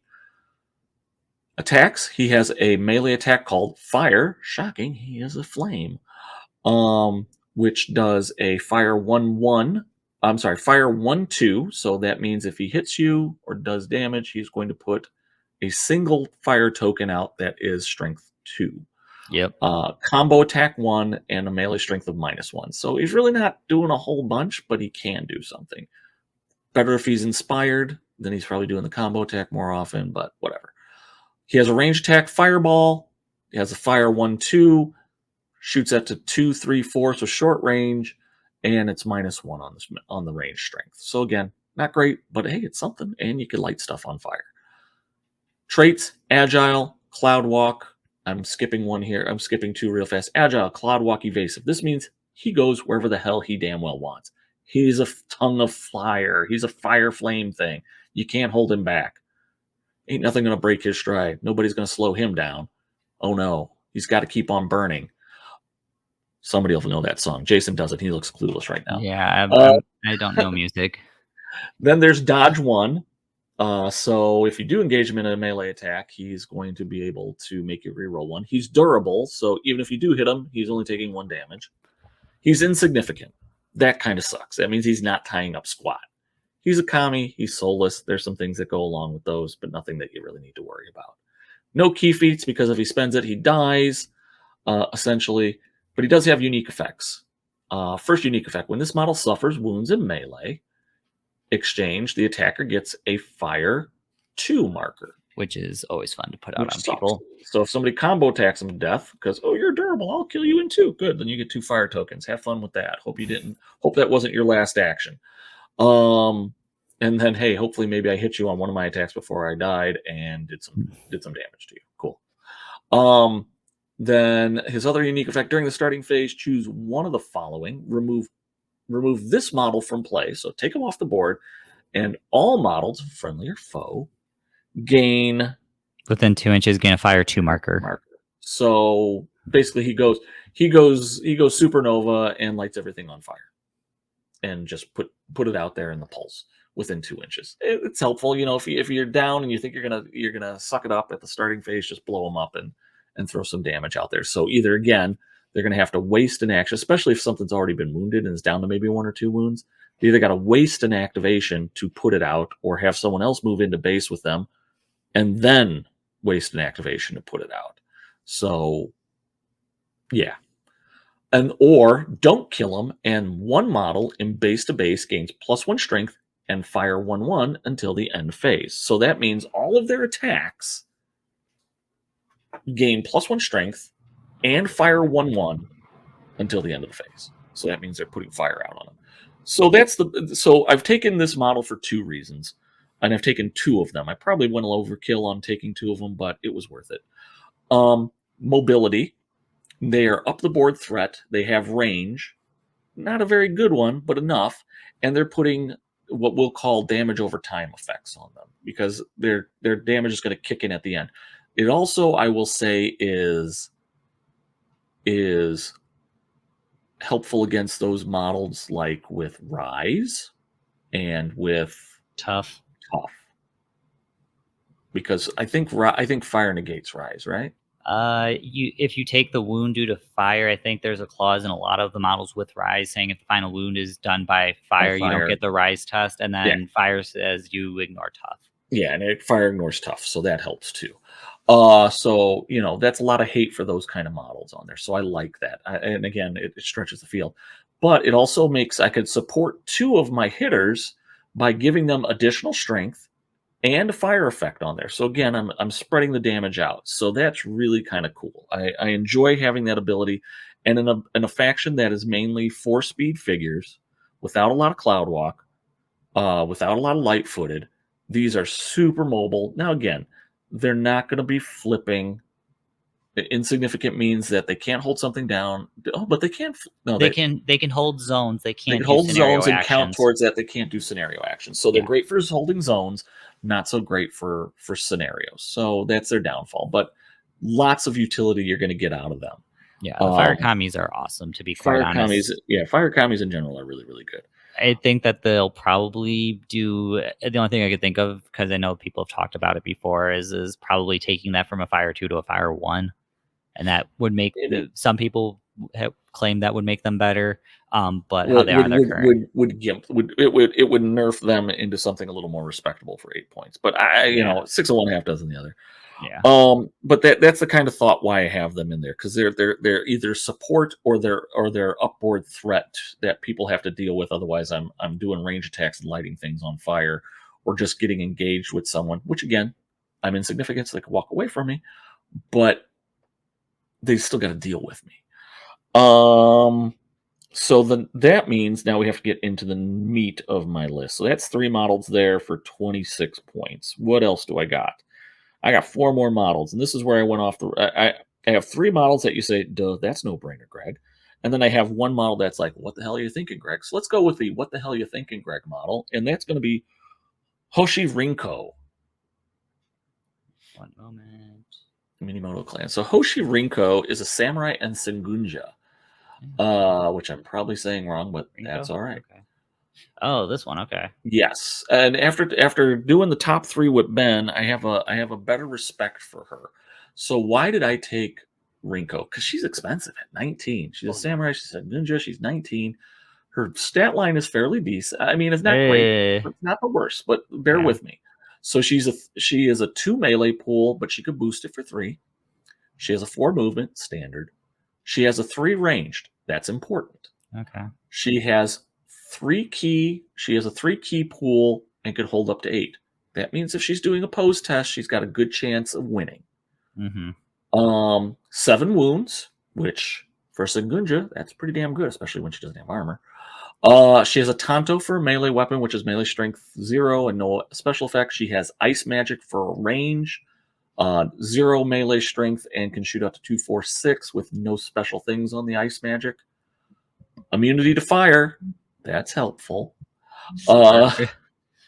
She has melee prowess 1, which on a 2 melee pool figure is actually very helpful. And she's steadfast. That means she can still engage things even if she blows a fear check, which is good, if she's going to be doing that. But that's not what I'm using her as. What she's really cool at is her feats. Well, hey, that's an equalizer. Is her feats. She has 3 of them. Only one of them is opposed, but it's really kind of a good one. That's the one that Ben likes. I like the other. I actually like all three. It's just I wish Blizzard was a little more usable. So Blizzard is normally what you're used to as an event card that you play on the first turn, and everybody gains cover and slow. She has it as long as she spends 3 key. Shockingly, she has 3 key. So she could put it up right at the first phase if she wants. Mhm. It is a complex action. That means she's not getting up the field, but she could do it turn after turn after turn after turn. Not bad. So if you really are worried, like let's say it's a range heavy list of Shiho, or somebody went crazy and took a whole bunch of bows and Ito, or just in general, you could kind of give everybody cover in general. Now it'll be interesting because I think there's certain things that ignore cover. I'm not sure how you ignore cover from a Blizzard, but hey, what do I know? I don't write the rules. And slow then sucks. So then you just don't do your Blizzard, whatever. Her next one is the one that Ben was really liking, and the more that I look at it, the more I kind of like, especially given this list, and especially because I'm adding weapon strength to things. And that is Cold Shatter. It's a 2-key simple action, targeted, so I have to pick a target. Opposed key, I don't have, and it's within 8 inches of me. What does Cold Shatter do? I can't be in base to base with somebody when I do this.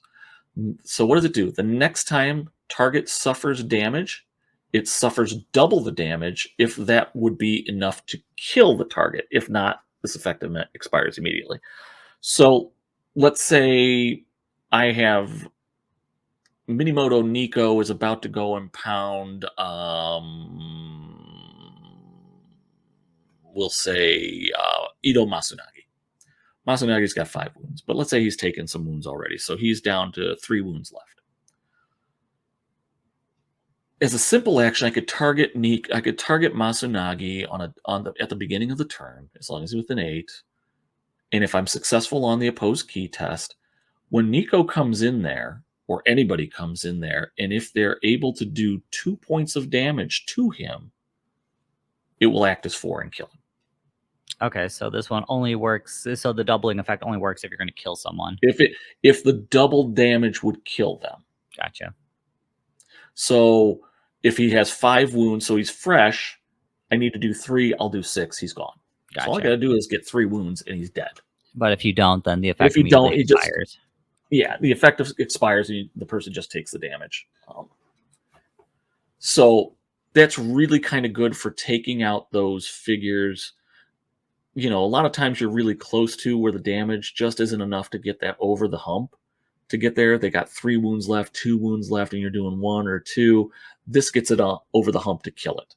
So you put that on a target. Now they got to be very cautious about that and how they take their damage and how much damage comes in. So really nice, annoying one. Last key feat she has, and I kind of like this one. Again, it's a different way to give yourself protection from range. Icy Veins. Or to really screw with your opponent, to be perfectly honest, if they're quick or you're coming in and they're attacking first. Icy Veins. It gives you, it costs 2 key. You have to be active. So again, I don't have to do a simple action at least. I just have to be the active player. Target within 8 inches. And it could be, I don't have to be, I could do it whenever. If somebody's in base to base with me, I could do it, whatever. I could walk and do it. I'm good. Target model gains Fearless, great. Durable Ranged, great. Double great. And Slow. That's the downside. I get Slow, which is why they put in the caveat here. If the target is an enemy model, you must succeed in an opposed key test. So, like I said, I've got Tatsu lined up to, no, not Tatsu, let's go with one of the guys. I got Ryo or Nico or any one of the samurai lined up to do a charge on somebody. They're striking first because they have reach. Or they're coming into me and they're going to strike first because they're the active player. I do this key feat on them. I do Icy Veins. I win the opposed key feat. I've got 3 key. I've got a 3 key pool. I should win. Now they're slow. I'm striking first. That also supersedes lightning reflexes then, doesn't it? I'd have to check on that. I don't think so. It I'd depends have to on look when at the the lightning wording. reflex. Depends. I think it goes to. It depends on the wording, I It think. depends on the wording. Um, I Because if you think. I think. can, then yeah, that's a pretty awesome Well, then ability I'm to making get them. I'm superseded. making them blow. I'm making them blow the key to get lightning reflexes. Then, so big deal. But That's yeah, not bad. it just in general it gives you that advantage. I mean, I just like it because if let's say you're playing with one of the big bears, okay, I'll just put range durable on it. Yay! I'm taking 1 point for every arrow you put into me, and I'm huge. Go for it. Mhm. And then I just beat the crap out of you then.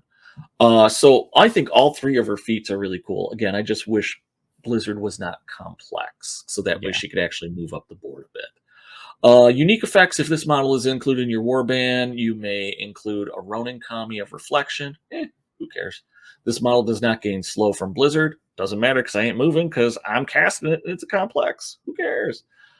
This is cool. Models damaged by this model's ice magic attacks gain slow. Oh darn, I'm shooting into combat with her a lot then. Yeah, she's a range threat in this list. Magically, who am I teaming up with her? Fire commies. Fire Kami, baby. Her ice magic burns. The Oh, song, feel the burn. the song of ice and fire. Damn straight. And she gets +1 damage on that too. So that'll be cool, which makes it more makes it more likely she is going to put the damage effect and slow those targets down. Now, Yep. again, she has to get really freaking close to do it because she's 246 and she takes a penalty for moving and shooting, but she can do it every round.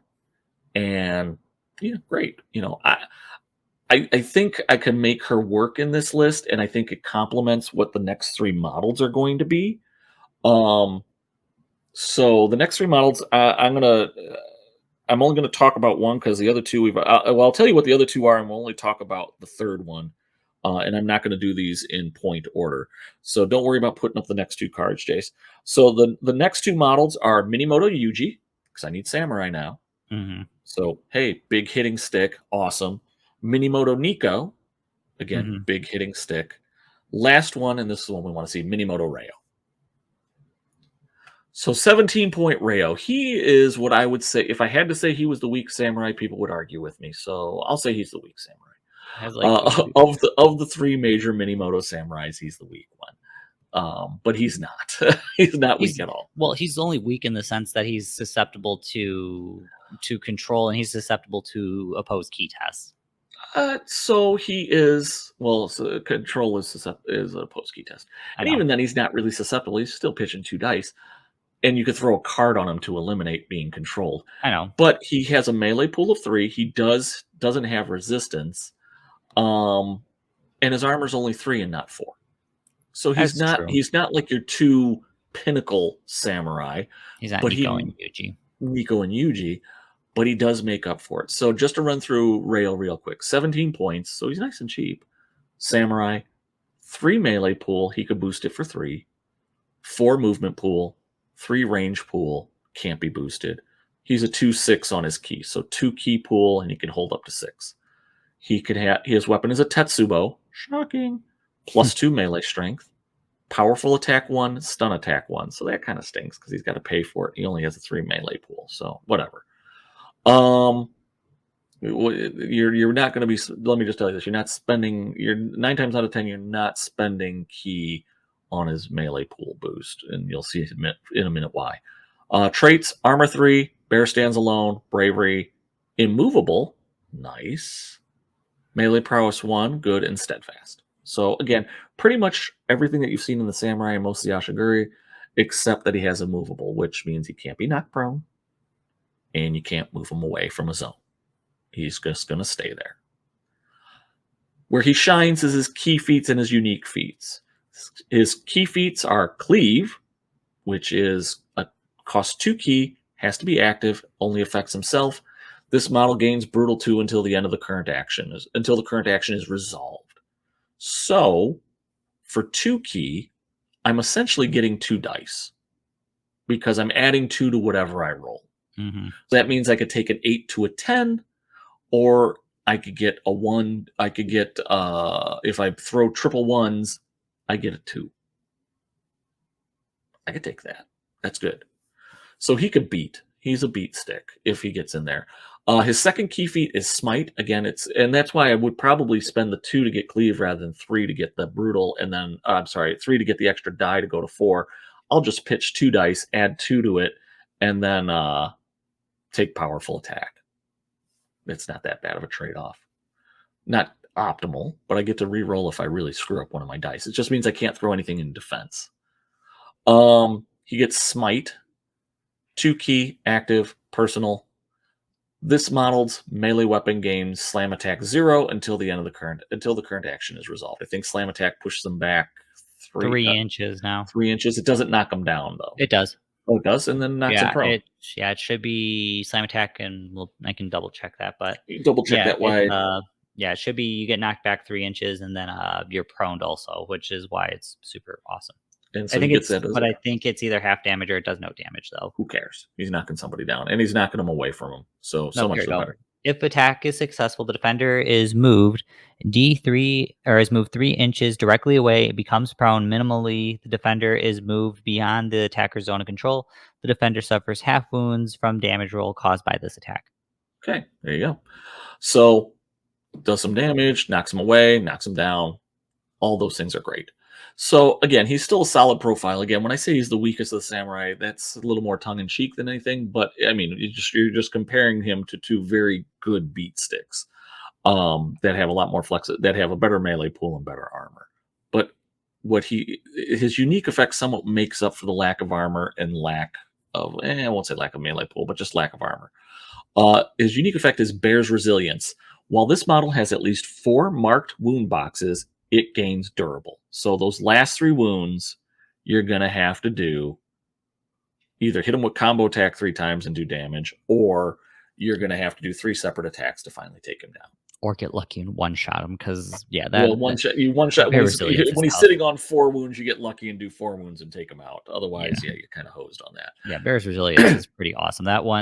Getting that ability is what makes him like, oh my god. So those are my 3 samurai. So those are the 3 samurai. Those are my 3 threats that I'm moving up the board. Rinko kind of stands back, and she's got probably a dedicated Kami of the Evening Flame with her. Mm-hmm. So that way they're both throwing range attacks, and she's doing it at +1 and putting fire on it, +1 range strength and putting fire on it. And the Kami of the Evening Flame is just doing a fireball, doing a 2 fire token and -1 at melee strength.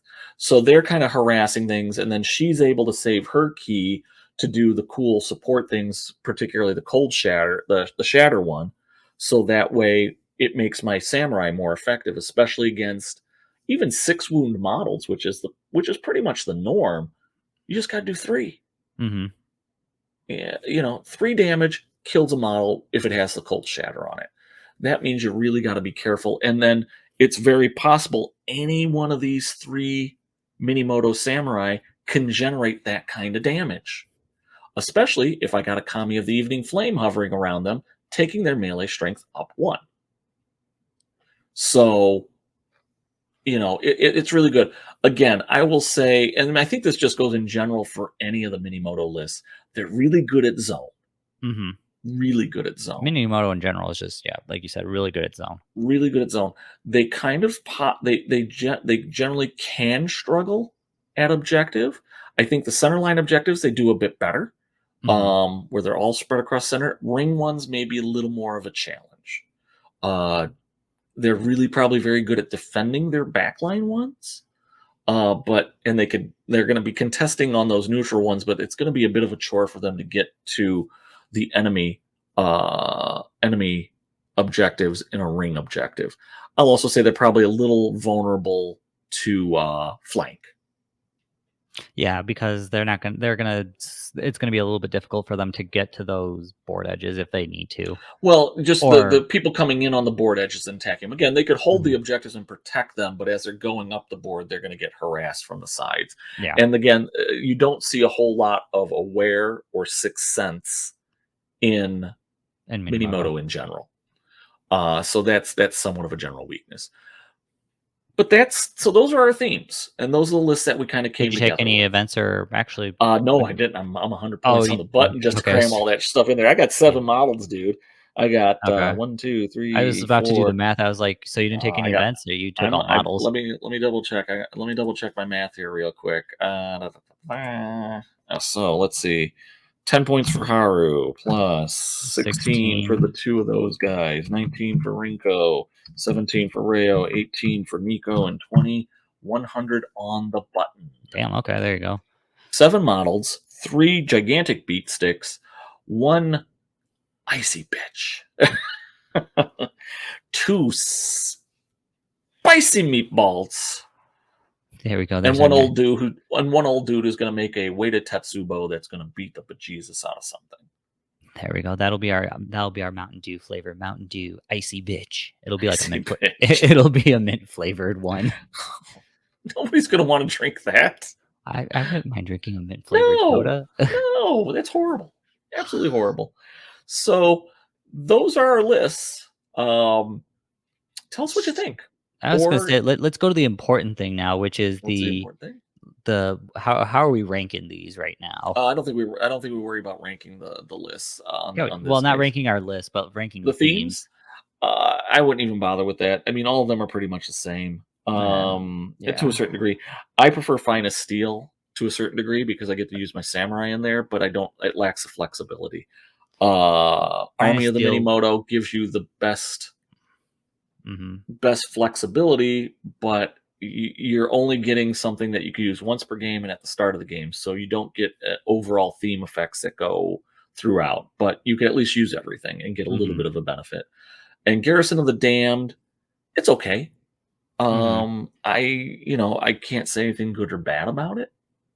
They're pretty vanilla. That's why I think most people like Finest Steel, because the benefits you get out of Finest Steel are kind of filthy. Yeah, that's To what be I was perfectly thinking. honest. Finest Steel would be my top one.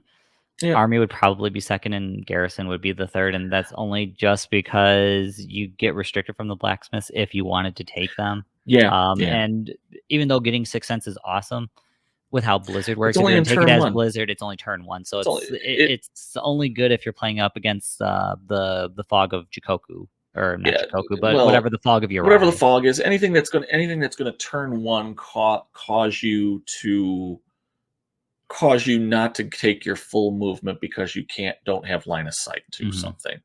I can't even say it's very effective against ninjas because ninjas aren't necessarily going to be getting up the board that much, and I don't No, have that much range.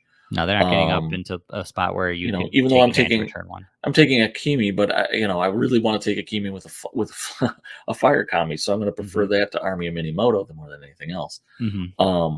So yeah, I think most people would agree with us. So Finest Steel, Army of Minimoto, Garrison of the Damned. Not that Garrison of the Damned isn't effective. I like it, and I think it's very playable. I just think the other two are better. Mm-hmm. More flexibility in Army of Minimoto, much better theme effects in Finest Steel. So that's our take on it. Tell us what you think. More importantly, in the comments, on the Discord, on the Facebooks, wherever you prefer posting, tell us what you think on it. Also, give us your theme ideas. I'm not expecting anybody to kind of net deck us for for any kind of tournament ever, but hopefully this gives you an idea of what's possible to make out of these themes with the collections that you have. And again, I think, and I think Jason, you'll probably agree, Minimoto is very good for newer players. Oh yeah, It's Minimoto. forgiving. Minimoto and Minimoto is like probably if someone's like brand new to gaming, or if it's like, well, I just want to try this, and they're like, I want to play a samurai faction, and I don't want to worry too much about it. Minimoto. Yeah. Minimoto just in general, I feel like, especially if it's like someone new to tabletop gaming, especially too, or new to Bushido in general, Minimoto is a good starting point for them, just because they're very They're forgiving. They're forgiving, and they have some built-in protections. I will say, if you're looking to get into the game of Bushido and you're looking for two factions for people to, if you and your buddy are getting in there, Minimoto might not be the best choice because somebody's going to get. Yeah, someone's gonna get their feelings Somebody's hurt. going to be on the wrong end of that stick, and that's no gaming fun. with the guys. Bungles After Dark's not responsible for any ruined friendships. Right, but so I think that kind of puts a nice little bow on the Minimoto faction in general. So again, tell us what you think.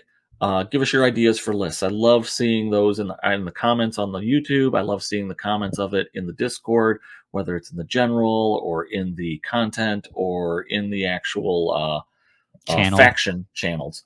I really do love seeing those things there. So give us your thoughts and comments on those, and we'll see what happens with that. After those comments, if you enjoyed it, give us a thumbs up. We like seeing those for sure. And subscribe. Jason, what are we giving for our subscribers? Yeah, I was gonna say, we don't have anything at this time. You get to see our smiling faces, and listen to our awesome voices. Or Your sultry DJ voice. Yeah, my sultry DJ voice. Or if I want to go super close to the microphone, my very sexy voice in my ASMR. Oh my god. All right, so yeah, or if you subscribe, we'll take that off. But comment if you like We'll that. Take it off and never have Jason do that ever again. Ever. All right, so we have now officially, even though we've taken to just 2 people, we have breached our longest episode. So I think we'll call it a night here tonight. Thank you everybody for listening. As always, we hope you enjoy it. And again, as we've said, send us likes, comments, all that kind of stuff. We do appreciate that kind of stuff. Jason, what do we say we want to take us out of here? You all have a great day or evening wherever you may be. Also, start painting. Start painting. If you haven't got at least one figure painted, listen to this. You're probably me. So have a great day or evening, everybody, and we'll catch you later. Bye-bye.